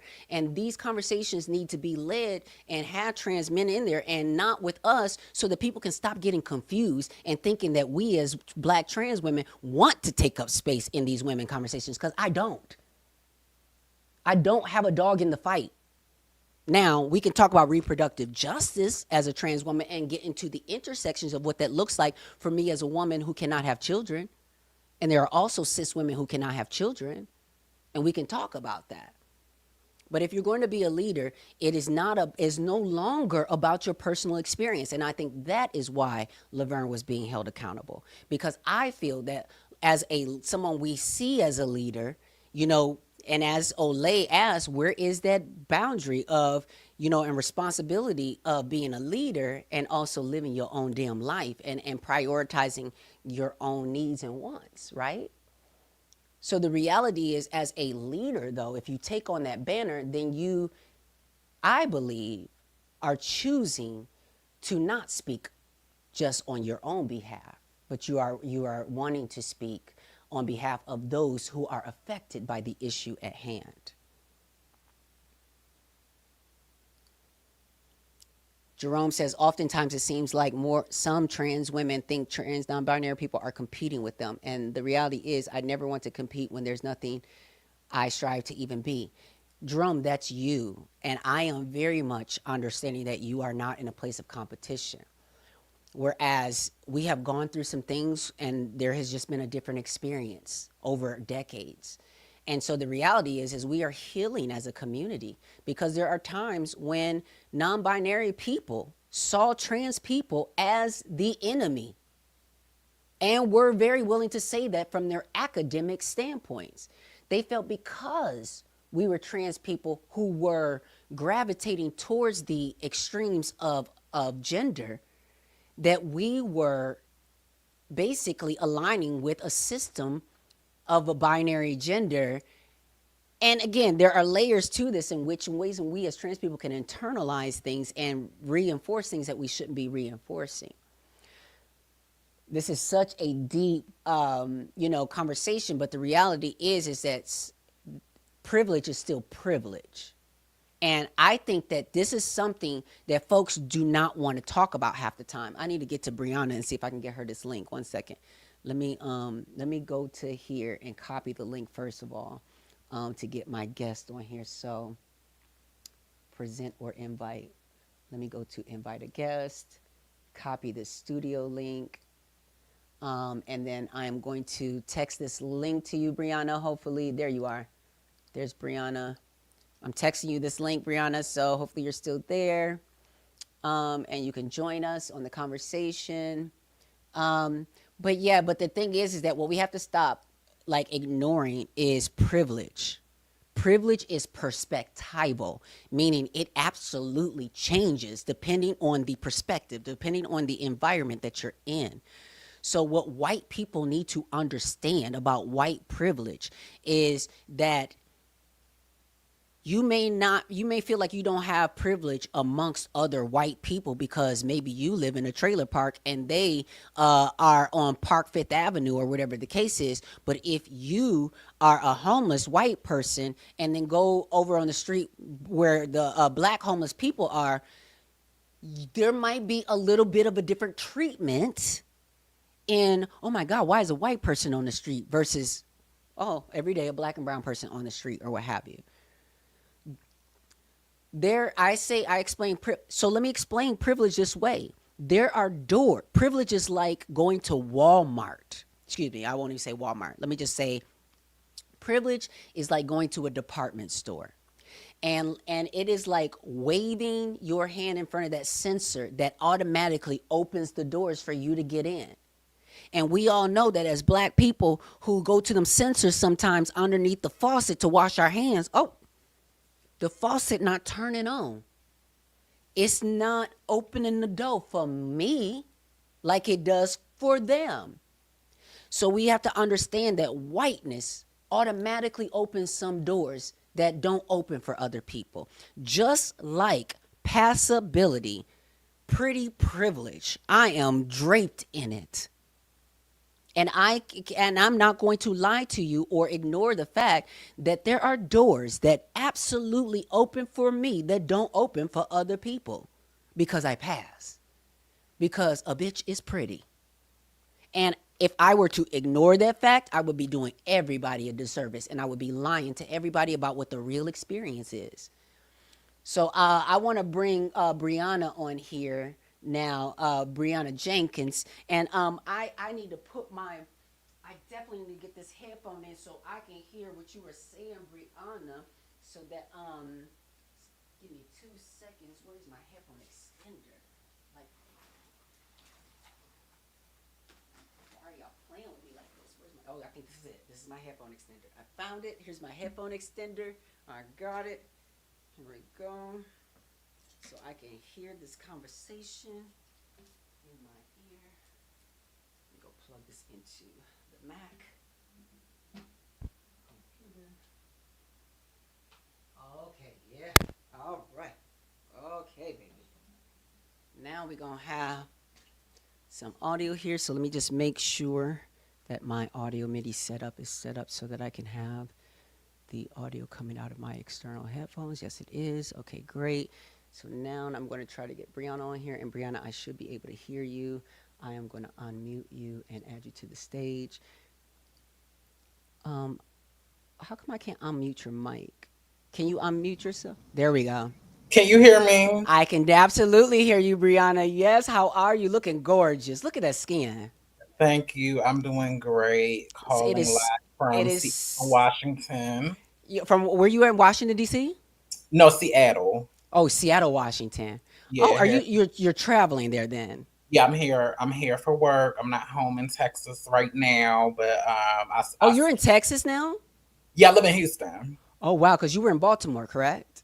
Yeah, from Baltimore, bounced around, but been in Houston the last 3 years. Yes. Well, listen, I have definitely been following, because obviously we know each other and we follow each other for a very long time. We've been in the movement for a very long time. So I think for some folks, there is an understanding that a lot of this conversation ain't new to some of us. And so Right. some of the stuff is not to be played as naive.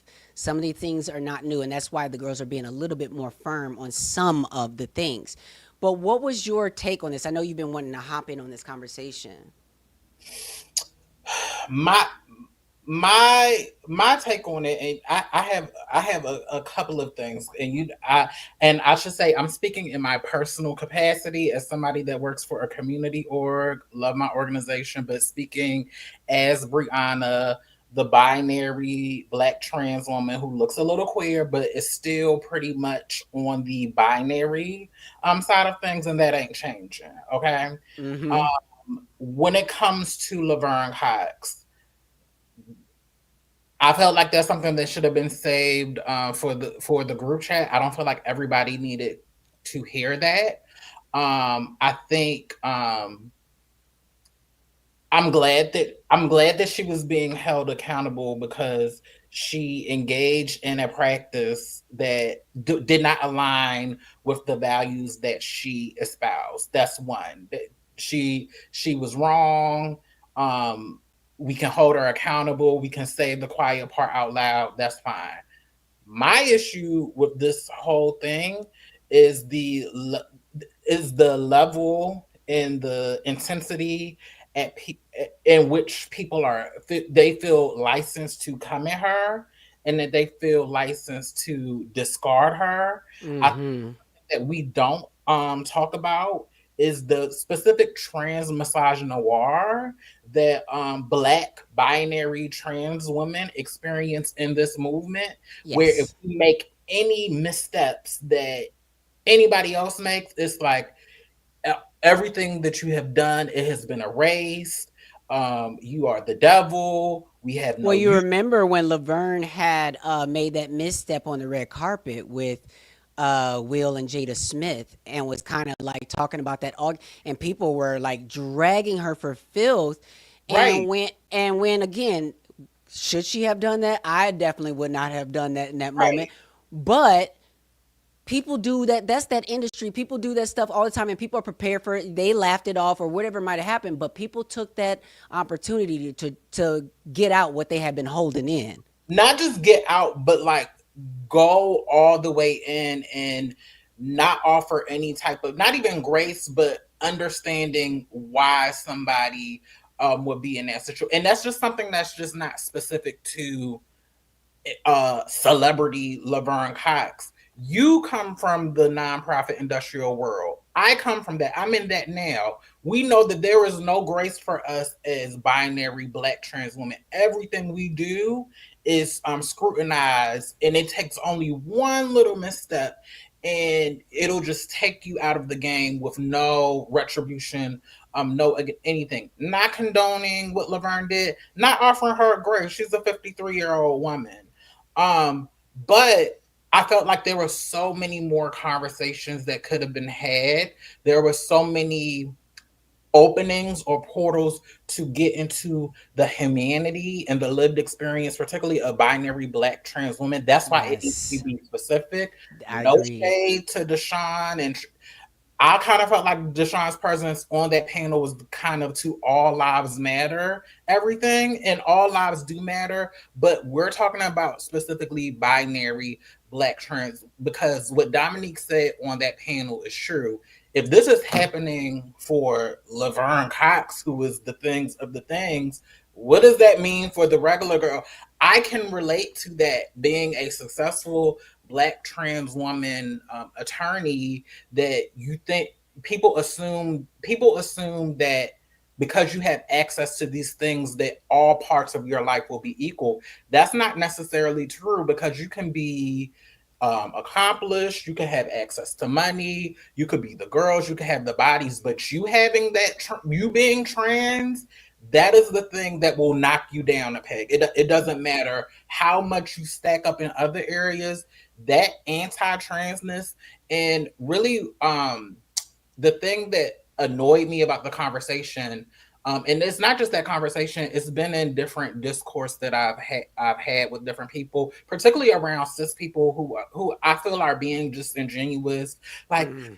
you can't, I mean, you should be able to find somebody that wants to be with you, or somebody that wants to like you, or somebody, but nobody's being real about, particularly, like, be honest. Who is willing not only to who's willing not just to have sex with Black trans women? All of us can have sex with we've been doing it for years. I can do it That's the easiest. That's one on one. day of the year. I can maybe go on a date now, because now some of the guys, they've elevated to having dates. We're talking about who is partnering with us, who is building a life with us, who is seeing us as adding to their social capital. That's the part of the conversation that I feel like people are being Well, disingenuous. and I think you actually said you just said a key word there, social capital. And what Right. folks don't understand is, in a world where it's not just conservatives who are anti-trans, when trans people have been thrown under the bus constantly, this is we have to understand the correlation to the fact of how we have that experience. I want to bring on also to add to this conversation, Jerome, because I know y'all were kind of like all coming in onto the thing. So Jerome, I hopefully you hear and understand what I'm talking about, in the sense of, like, as a community, when we have so many intersections as a community, don't you think that it's okay for us to have containers where each of the identities can break off into cohorts and discuss things that are unique to them, and then come zoom out into different groups that include more people? Wait, can you hear me? Yeah, I can hear you. Oh, hi, everybody. Yeah, I never said that wasn't okay. I said I agree with that. Like, yes, black trans women can have this conversation exclusively. Only thing that I was saying was that a lot of people were saying that non-binary people couldn't have the conversation or that their perspectives weren't valid. And that's why I was saying no. Even in the case with Deshaun, whether people wanted him there or not, or wanted them there or not, they're What did you said him? yes, because that's Okay. I just want to hear that he's being want to go there, we can go being there. If ready. you want to go there, we can absolutely go there. I said him only because that was my first time being introduced to them. So that's new. But what I'm saying, which is what I said in the comments. What she's trying to point out to you, though, is But that first there's you response. accused to let he instead of them. I just want to point that out. Very well. What I stated in the comments was that when we're in a queer space or LGBT space, because that's what it was, where we're talking about someone who's in the community, most of the panel was everyone in the community, then it's okay to not assume, it's okay to just ask. That's what I said. And that's True. But even with that, you say it was like a queer space or what have you. But what I know is that like Olay reached out to me as well to be on the panel, and what she told me was that it was going to be a panel of trans women. Having an accountability conversation with Laverne. I got to look on my message again and see if she mentioned like non-binary or what have you. But I just know that because I have to make this very clear. I identify as a non-binary trans woman, and that is because I'm not interested in always doing this for everybody. I'm not interested in basically playing. I love it. I love doing this kind of. I do love doing it, but it's not my priority when there are other pressing things. So a lot of times I might be read as trans or non-binary and other things, and what I've learned to do is actually not care. Because I know who I am. I know, so I don't actually, even with having an M marker on my passport, I don't give a damn because I know who I am. I know that these binaries or non do not ever get close to truly defining who I really am. Yeah. But the reality is that as a non-binary trans woman, I still understand my experience with Laverne, with all the other folks, that even though I identify as non-binary, I am read as a binary trans woman a lot of times. And that's perfectly fine. So when people say like non-binary people should be part of this conversation, well then Angelica was contacted. Her name was your name was brought up in the conversation. You're a non-binary person, which adds to my point that.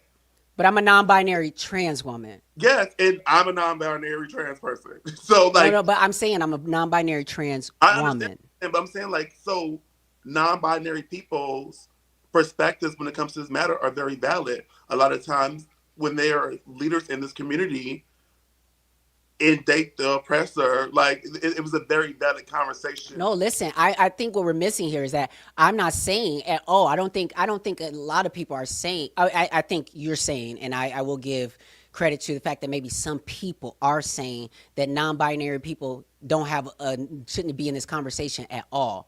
That's all I was. That's what all I right. Exactly. What I'm saying is to refute. I don't disagree with that either, but I think for this conversation, and granted, I fuck with what Deshaun brought to the table. I do too, actually. But for this conversation, it should have been a black trans woman and femmes, and I from what I've experienced, there was enough diversity with black trans women that I've talked to that there could have been a difference of opinions or a difference of tensions. There was a lot of different opinions and tensions there. This was my particular issue regarding that. I do kind of feel like on a subconscious level it was shade on Olay's part, but I'm going to key about it. I'm not going to take it serious, but it's just like, damn, do you see trans women as men with beards? That's why that's how you see trans. No, I think that she was more so just trying to be over inclusive. Yeah, I'm willing to key on it. It's not that big a deal. My problem particularly with my problem particularly with the Deshaun that I took was particularly with their when they had the awareness that like men like are problematic, men are dangerous, and that Black trans women should not be dating them at all. On a theoretical level, on a feminist level, I get that. I fully get that. But all Black trans women, all of us are not queer. Some of us identify as straight. Some of us are attracted to men. Like, I wrestle with being attracted to men. Like, I'm naturally I wish I could be into cis women or other trans women or whatever, but that's just not my natural inclination. So But I think that what they were pointing out, and I think what Deshaun was pointing out as well, is the same ways in which you are not attracted to, cis women and blah, blah, blah, is that part of who we desire and what we desire is politically shaped. No. I totally get that. My thing is, what are we going to do in the meantime? Because I'm approaching it from like a harm reduction lens. Because if everybody was able to just stop interacting with cis men or dating, and granted, whether the man is a MAGA or not, for women, especially Black women, partnering or being with men, period, is dangerous for women when we think about intimate partner violence. For cis women and trans women, absolutely.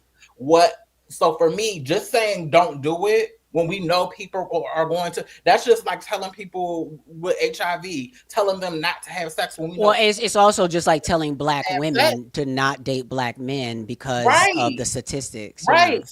So what is I get the theory, but what is the real life practical? We're talking about the practical versus the theory. Yes. That the negotiation skills that I'm going to need, the building myself up, because I'm not going to lie, I'm still going to have sex with men. I'm still going to pursue men, and like Kat said, they're not going to reveal who they are. So what skills can I get so that I can have better discernment for when I meet these men? Okay, these are the things that I'm working out for. Where are the support groups for us as sisters to be pouring into each other as women, so we can get the strength to, if you want to, because having these hard don't do it or do it, I think that is just as dangerous as just turning a blind eye. And again, this is why we needed the conversation to be specific, because who is speaking to these Black trans women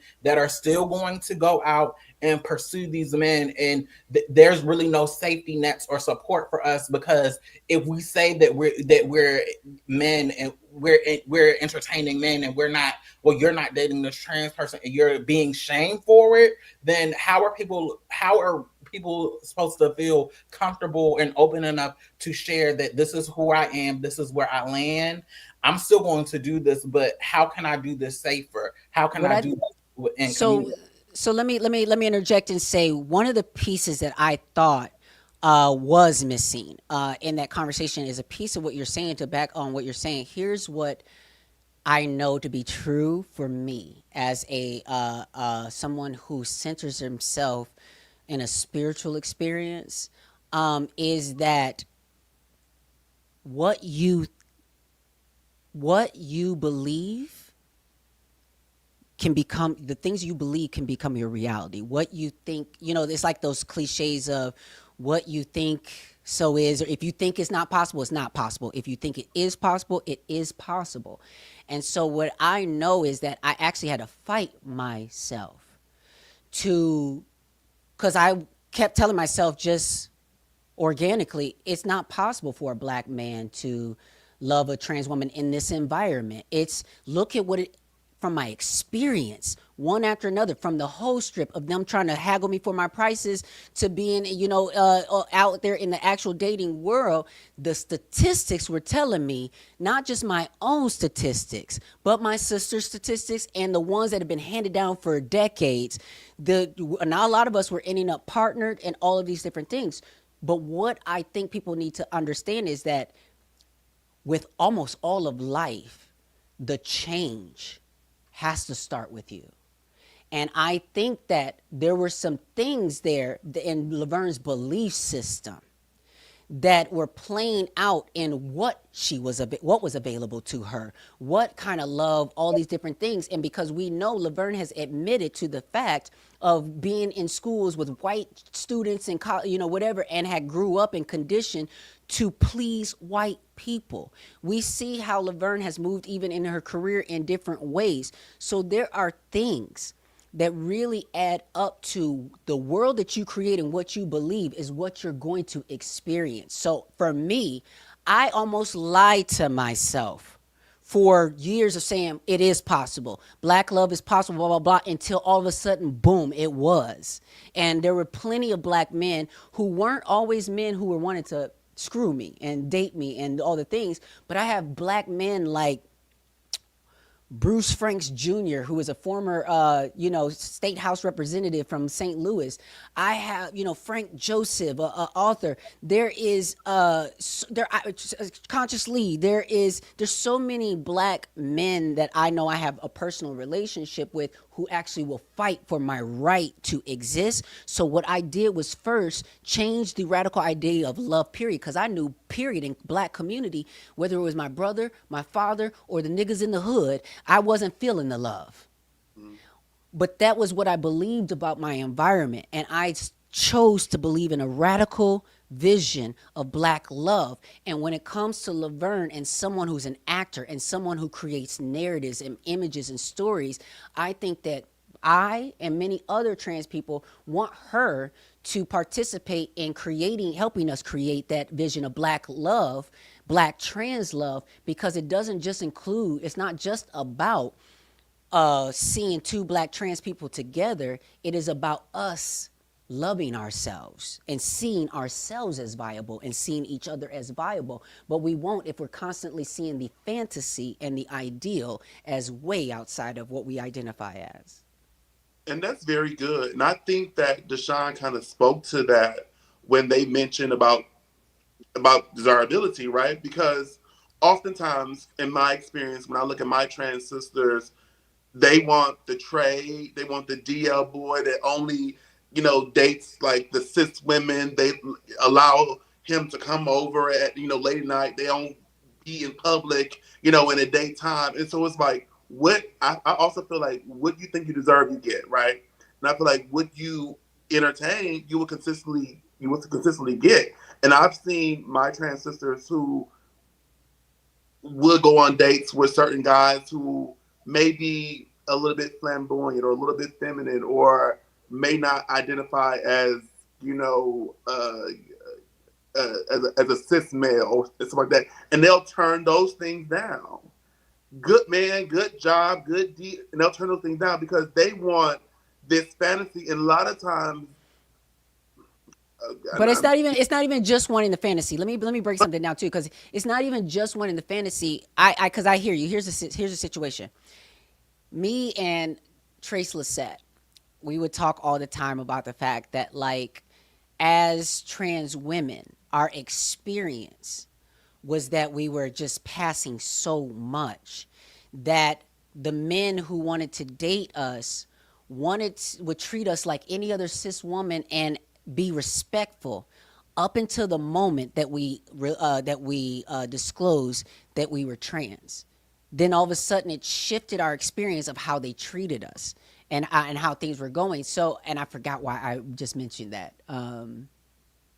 I was responding to something you were saying. There's a reason why I was mentioning that. I'm so sorry. I don't know if it finished. I was just talking about the people in my experience who want these certain kind of guys. They want the kind of, the street kind of, they want those kind of guys. And that's in line, when I think about the women in my circle too, that's in line with kind of the men that they kind of want too, because they'll say like, the guy that's professional, the guy that's corporate, the guy that's respectful, he's boring. So it's, to me, I look at that as a parallel. Oh, go ahead. Yeah, no, I mean, I get it I get what you're saying, because I do know, here's the thing. I think that there's a spectrum of transness, right, period. But there's also a spectrum across age and experience. And there's something we call baby trans.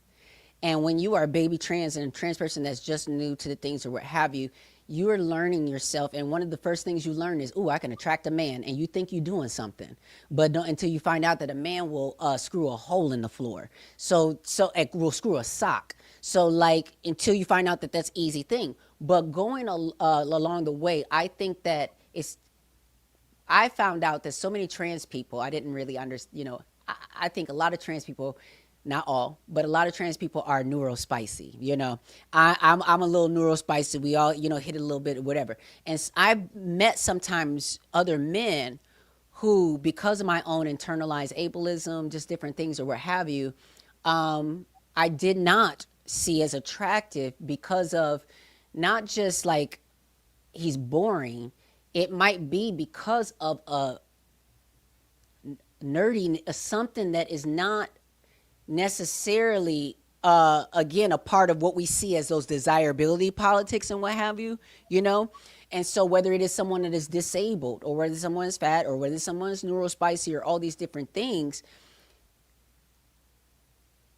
you can't force attraction. But for myself, I've had to really work on what was important to me and put myself on a shelf until those things presented themselves, and to know that my life was full of love and all those different things. But it sometimes gets lonely. And I have to say, as a Black trans woman, not only does it get lonely after a while, are you trying to sit on your pedestal and have your morals.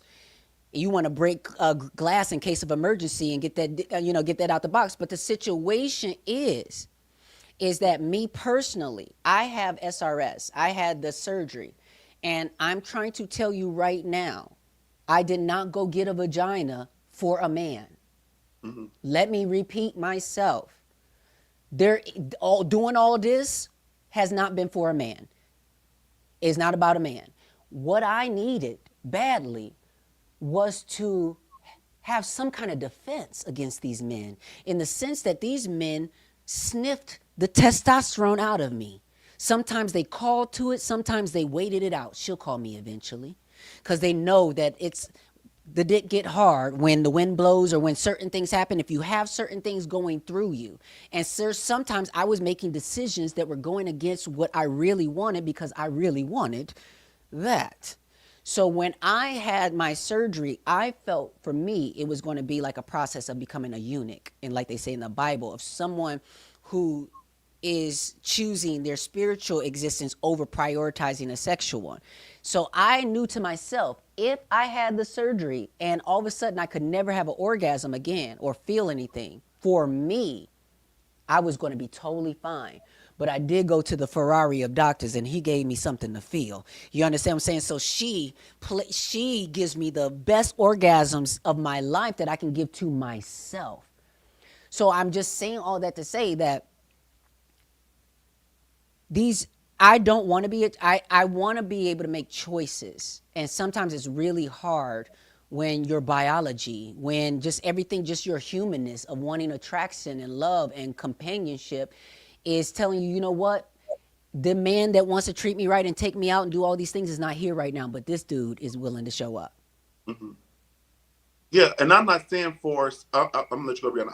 I just want to clear this up. I'm not saying force attraction. I'm saying do the work to understand why you attract what you attract, or why you're attracted to what you're attracted to. But I'm also saying that we can say that, but then a lot of times and I never had a relationship, so let's put that out there.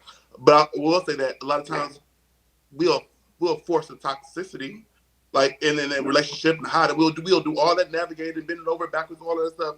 But like going on with a date that's one that you're not like physically attracted to, but like sometimes you get to know a person, you're like, oh wait, I am attracted. So I'm saying that side of it, not forcing. Yes, absolutely. And I agree, because I have gone out on dates with people who, maybe I wasn't at first right away, like, that was my oomph, you know what I'm saying? But like their personality really, brought me in a little bit more. But there was like, because there's a fat Black dude who was trying to date me, and flew himself out to come see me, and I during that exchange, nothing happened. There was no physical, nothing, nothing, because I wasn't feeling it. And he was like, well, why would you even like try to talk to me and blah, blah, blah. I said, because I was trying to get to know you. And so what I'm trying to say is that the physical is not the only thing for me. But if you can't come to me with the intellectual, Okay, then you ain't got financial either. Baby, you got to have one key. You got to have at least one of the keys for me to be on board. And that's why when I found out he was white and a MAGA and a Trump supporter and a police officer, I was like, well, damn, bitch.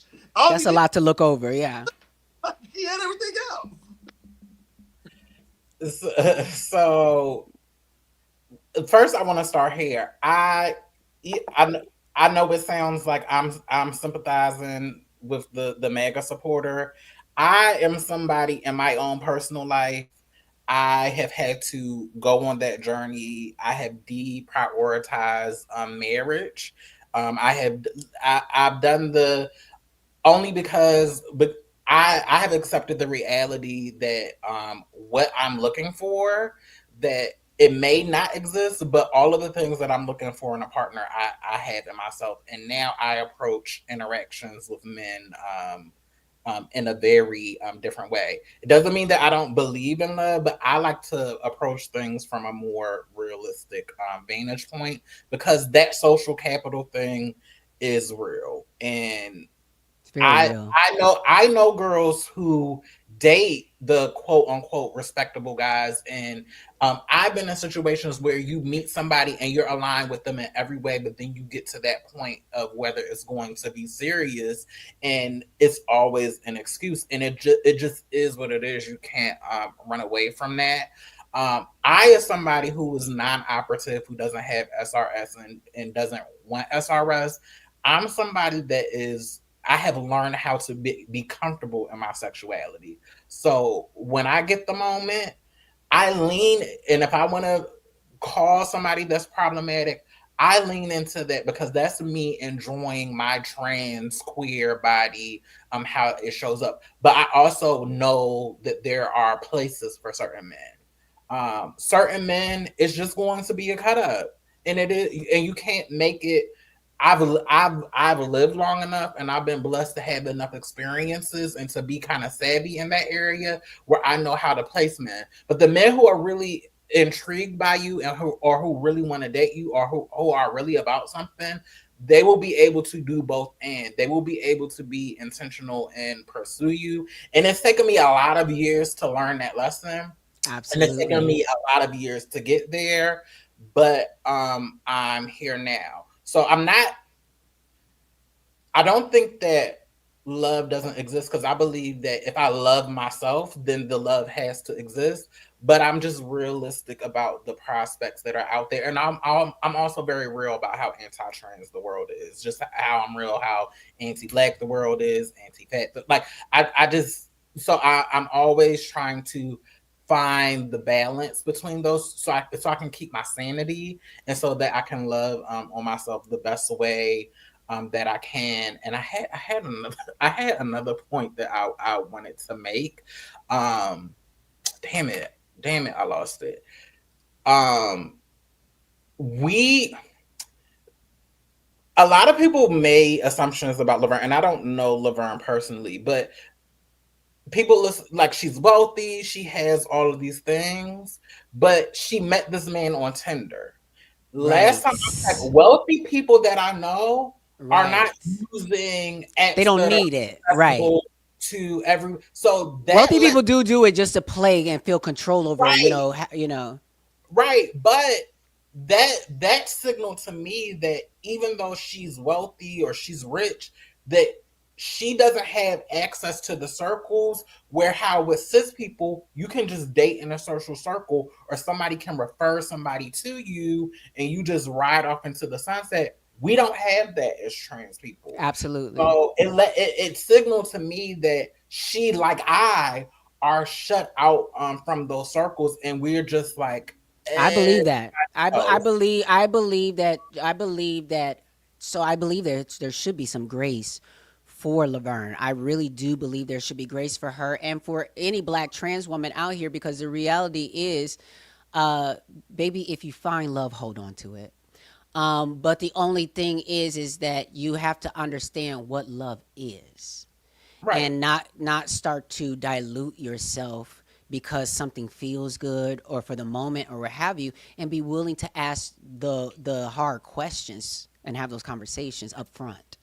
And also, we have to be, a lot of us as trans people, if you get to make it to your 30s or make it to your 40s, we're late to the game. Not having sex, because sex is always available to us, but having a dating life, getting those skills and stuff, having that dating life. So when do we? And I'm being specific because we're talking about black trans women. We're talking about black trans women. When do black trans women get to have the messy 20-year-old phase? Like, Well, when do we get to have that to make those mistakes? well, I think we have seen that. I will not call out any specifics, but I think we have seen some messiness from trans women in positions of power and their dating lives be splashed all across, all of the things. But Dr. Elijah says, but if there's a connection, is age relevant? And I have to say, absolutely, age is relevant. And the reason why I say that is this. Number one, there was someone on here who said the age difference was borderline predatory. I assumed that was a white person. Number one, I just, with the way that was coming in. And the reason why I say that is because 26, this man is a grown man, and he's grown, number one, and he's a white man. So, And he's a police officer. And he's a police officer at that. So when she said something about him feeling unsafe, that kind of went, I was like, huh? Because I'm just like, who? No. So the thing is that when it comes to age and that's what Brianna's saying, in this power dynamic, really, even Laverne is flexing some power to even be in this situation. She don't need this dude, all this kind of stuff or whatever. She is flexing some power and being in a situation as a older woman. You understand what I'm saying? And so she is doing a lot of things that rich people, might do or what have you. But I always find that those age differences are usually more about a feeling than it is about the facts of the situation, and like the fact of, do we actually have things in common? Like, there are people, I know a lot of men who date younger women because of the controlling factor. Those babies don't have enough experience to know when that man is pulling wools over his eyes or doing the things that he's doing. They don't date women their own age because they know that we would call out certain things or what have you. So I think when it is in the opposite direction and you're dealing with men, I think that if they're over the age, if they're talking about 25, 26-year-olds, then baby, men need to figure that out. But as far as women flipping the game, black trans women flipping the game, I'm gonna have a less critique for them on those dynamics, but I'm still gonna have the full critique if we're talking about underage. That is a red line, period. If we're talking about statutory rape or people dating minors, I'm not with that, period, at all.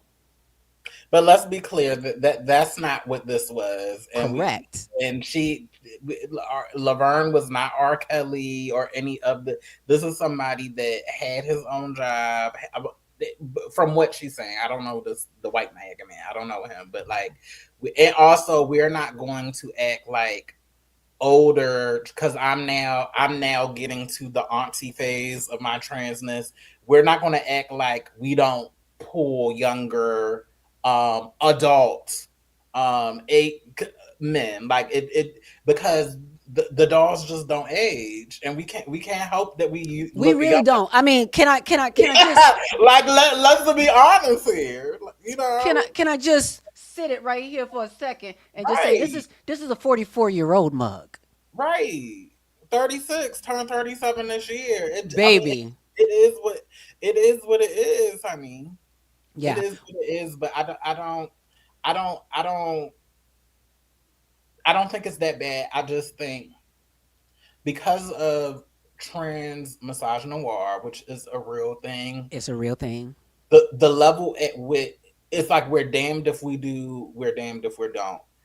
We're lying about our experiences. They're not real, but then when they happen, it's like no. See, here go Terrar doing it right now, telling us that we lying about our experience. No, we're not lying. I'm 36. I was born in 88, honey. Yep, and I was born in 1980. Yep, yeah, November 28th, 1980. I'm a Sagittarius, Leo rising. Sagittarius, Sun, Virgo, Moon, Libra rising. Yes. This is what minding your business and staying in your lane gets you. Absolutely. Well, listen, I am so proud. I have to say to you, though, Brianna, as well, I'm so very proud of you. I continue to be proud of you and just what you've done with your life, becoming an attorney, dealing with all of the challenges that came along with that, still showing up for community and still believing in love.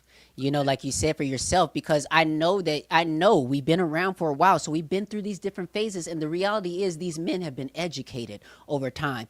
The reality is we are done with people talking about, well, you got to give us, time. This is all new. No, sweetie, this is new to you. This is new to you. And the thing is that a lot of these men have been lying about knowing about us. They know exactly where to find us. They know what web pages to find us on. They know what streets to find us on. So we have been dealing with this a very long time. They know how to douche now. So they into all the stuff now.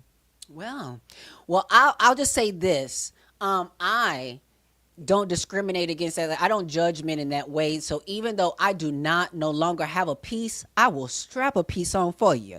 You know what I'm saying? Listen, I'll give you what you want. I'm glad they're learning how to do, because I was tired of the pain. Like, do it, but they have knowledge. It is what it is. They have knowledge. They know how to pursue the girls. They know the language. They know, and I'm gonna let you in. Since everybody out there was telling Laverne that it's so many black left-leaning politically men that are trans amorous, that are dating the girls and willing to partner and marry the girls so we can get the financial benefits of marriage and the tax breaks, could you send some of them my way, since it's just plentiful with all of these men who are not MAGA and get it? Can you send some of them my way? I mean, I know it's got to be ridiculous for cis women to even jump on that. And the reason why I say that is because cis women know. Cis black women know how hard it is when they are very intentional. They are very real about their own boundaries. They can meet a man in church and he is lying. He just there in church to cosplay at church. And that's the other thing that I thought was a really important point that does not need to be overlooked too much. Men are taking from us. And at many times they are stealing from us, because what they are doing is telling us that they are someone they're not, that they are. So again, they want to blame and say that trans women are the ones being deceptive when no, baby. It's these men who are not telling you who they are. They're barely telling themselves who they really are. They want your love, your emotional labor, your healing. So they can be. That's also why I don't desire marriage, because men typically benefit from marriage, not women. Women are taken from. Baby, when I came up in this house one time, I was dating this man that was selling real estate. His patriarchal self he was dating me and trying to talk to me all kind of silly, and was like, I was like, well, what do you think this is? What's going on? And it's like some women will even if they win in the bread and do everything, they will play their role as subservient to this man because they think that's the natural order of things. When I think the natural order of things is this, I don't think the natural order of things is partnership. And the reason why I don't think that is because if that was it, then that's the way it would be. Meaning it would be so undeniable that we would be linked to these things. But the reality is we are born alone and we will die alone. Mm-hmm. And I think the lesson is for us to love every moment of life, whether it is with someone or without. Mm-hmm. And this is something I have to tell myself every day. I have value as a single person. My life has meaning as a single person, that even if I never am partnered or never get married, my life still means something. And this is something that I have had to do lots and lots of work and lots of therapy, but I still value, and I don't need to be next to a man to have value. And that's something that I struggled with in my transition because on the trans side, and cis women who's on the line listening, sometimes a lot of us trans women will use men to validate our transition, and we'll stay in situations way longer than we need to stay in because we think that being next to this man makes us more of a woman, even if he's not giving the best of it. But no, I have value as a single woman. My friendships with my girlfriends have that, and yeah, it's just we're all fighting the same struggle. So cis women really need to see themselves in this thing, because just like y'all struggling and y'all have to y'all get to the place where you see your mama and your auntie in the 60s, and they don't got no man around them. The husband died or they divorced them, and all they roll with is their group of girlfriends. That to me, that is the prize, to have your group of girlfriends, because you really can't depend on these men. And again, when you partner with men, it's usually the men that end up benefiting, and women don't get anything in return, and they end up dying tired and exhausted and unappreciated. And that's not how the reason I look this young is because I prioritize myself. It's a skill. Yes. It's a skill. Well, thank you so much for prioritizing yourself and being a possibility model, for us. Again, I've always seen you creating your own lane, finding your own happiness. I have never felt that you have had this energy of ever feeling less than because you haven't had a man or not doing this. You've always contributed to the world and been up there in the front lines with us as we've marched for our rights and different things. So whether we have love or not from cis men is not going to stop us from living our lives as beautiful Black trans people.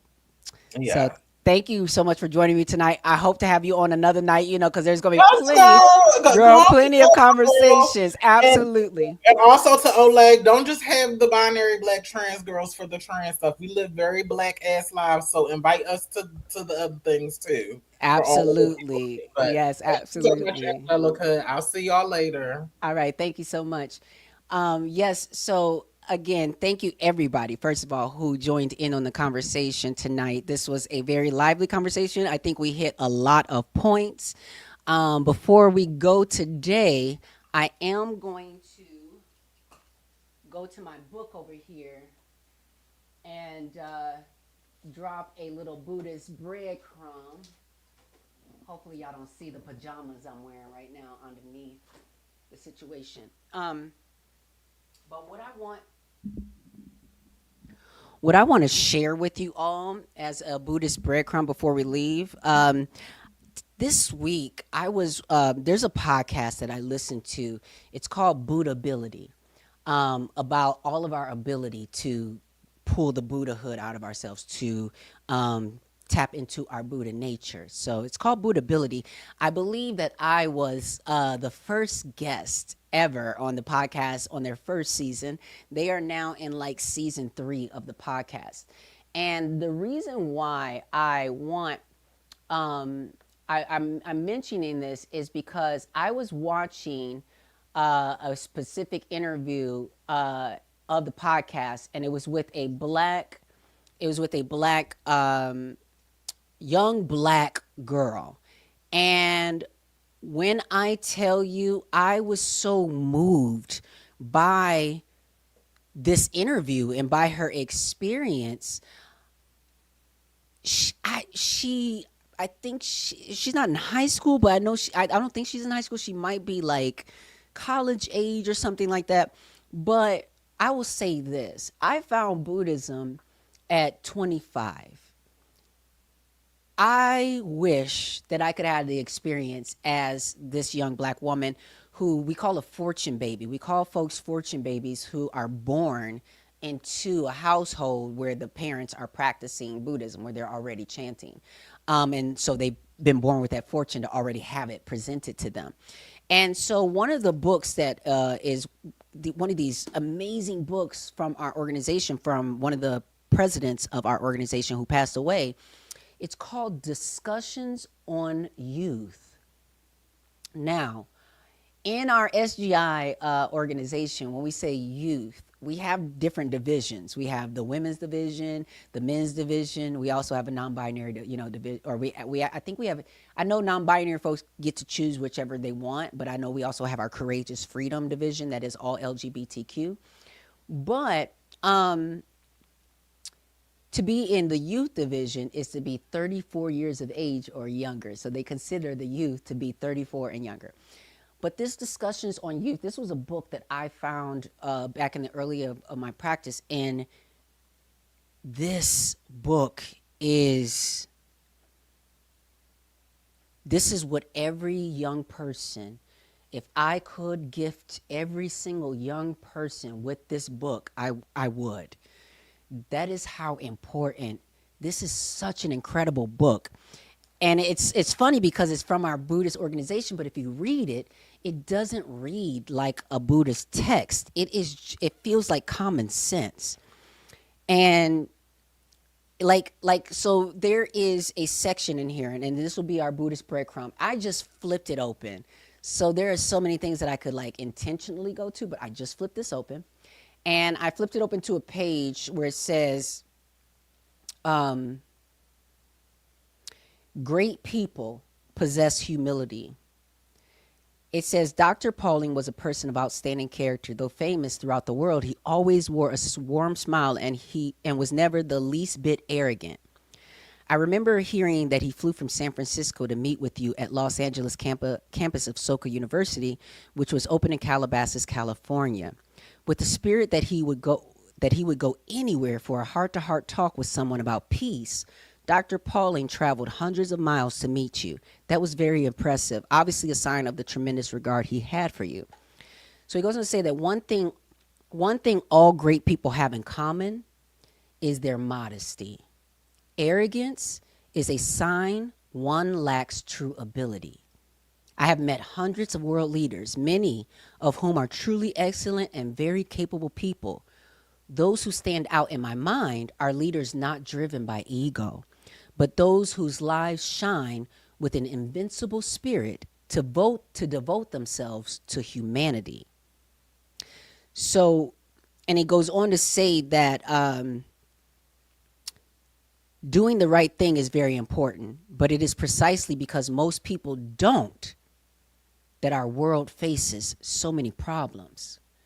Someone once observed that countless statues are erected in honor of war victors. But why so few honoring those killed or imprisoned for their resolute opposition to war? Here we can see the distorted values of human society and one of history's grave errors. Deploring such contradictions, someone else observed that if you kill one person, you will be called a murderer, but kill millions and you will be revered as a hero. So I read all of this to say that some of you have been listening to me and this podcast for months now, and maybe even for a year now, because we've been doing this for a while. And you've been hearing me talk from a Buddhist perspective. Now I want to ask you, has anything that I've said from that perspective sounded like force about what you should believe, about rules, about who you should be and what you should do? It's such a practice that is something that each person will have to define for themselves, because when you sit down in front of yourself with something such as the Gohanzen, like what's behind me in that wood box over there, there's a scroll that I chant to. And when you sit down in front of that, what we call a mirror, to see your life condition and everything that's going on in it really clearly, you have to understand what you are seeing is your reflection. That ain't got nothing to do with them. They ain't got nothing to do with your mama. Ain't got nothing to do with your boss. Ain't got nothing to do with your kids. Ain't got nothing to do with your husband or your wife or your partner. So as annoying as they are, as challenging as that job might be, as whatever the case may be, we learn in this practice that you take this on so that you can see yourself and your wisdom and your strength and your ability so clear that you will never again Seek outside yourself something that you are already endowed with, that you won't look outside yourself for love, that you won't think that your opportunities are going to come from somewhere else or some meeting somebody else or from chance or for happenstance, but that you will tap in to the same source that Christians talk about, that people who say they're blessed and God bless them with this, that, and the third, blah, blah, blah, talked about. Listen, we have access to creating the same kind of valuable life, but it's going to look different for all of us, and it's going to hit different for all of us. Words are going to land different for all of us. But what I love so much about this practice is when I go to our Buddhist meetings, and there was like recently a time that I went to a Buddhist meeting and I hadn't been to one in a minute. And hopefully my mic is, I hadn't been to a Buddhist meeting in a second. And I was really wrapped up in my own, not despair, but I was hunkered down with my own challenges and like trying to pay these bills and figure this out and figure that out. And when I went to the meeting and I heard someone else's experience about how they are interpreting this practice in their life, how they are using it, not how they're telling you and somebody else and the people in their lives what to do and how they should change. But one after another, they're telling us stories about how they change their environments and their circumstances by first changing their mindsets, themselves, their effort, their understanding, all of these different things. So just know that every opportunity that we have is an opportunity for us to open our minds and start to stop taking advice from people who have not been where you have been, who have not gone through certain things that you have gone through, who are not going to acknowledge the very real challenges that we face, but who also believe in your ability to overcome all of these things and to experience a sliver of joy and peace and all these different things. Even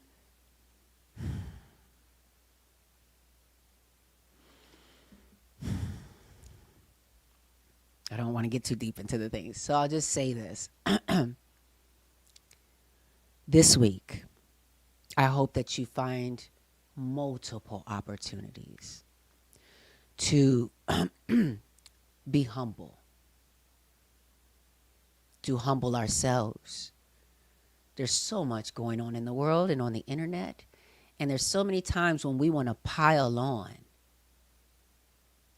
and join the peanut gallery of people judging and commenting and joking about other people's real lived experience, and show a little bit of humility for the fact that we are not absolved, we are not immune from being made a fool of, from making mistakes, from being lied to, from loving the wrong person, you know?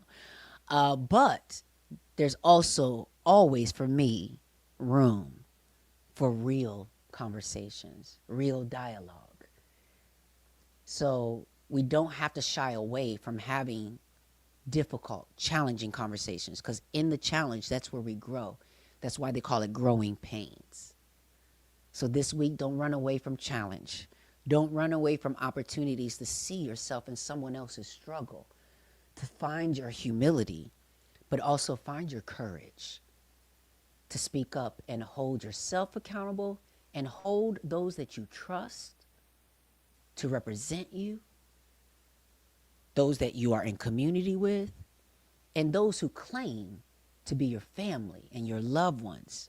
Be willing to have the courage and the love each other enough to be honest, to be direct, to hold each other accountable with love. Okay?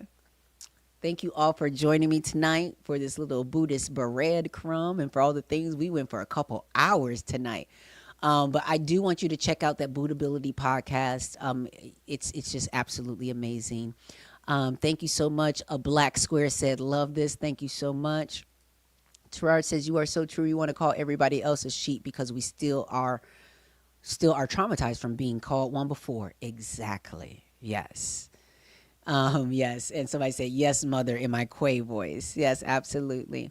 All right, you all have a great evening. Thank you so much for everybody who gave to this live stream. I can't thank you enough because sometimes, like I said, y'all can call me Christy Yamaguchi, because a girl be ice skating.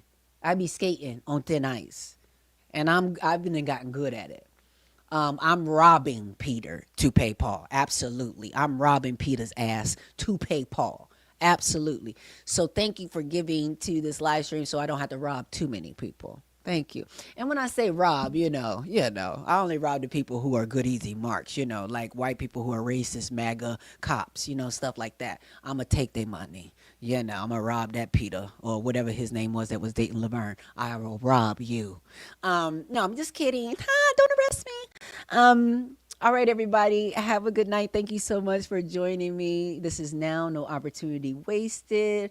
I think we need to, as we're going out, have our theme song playing as we head out here. Right?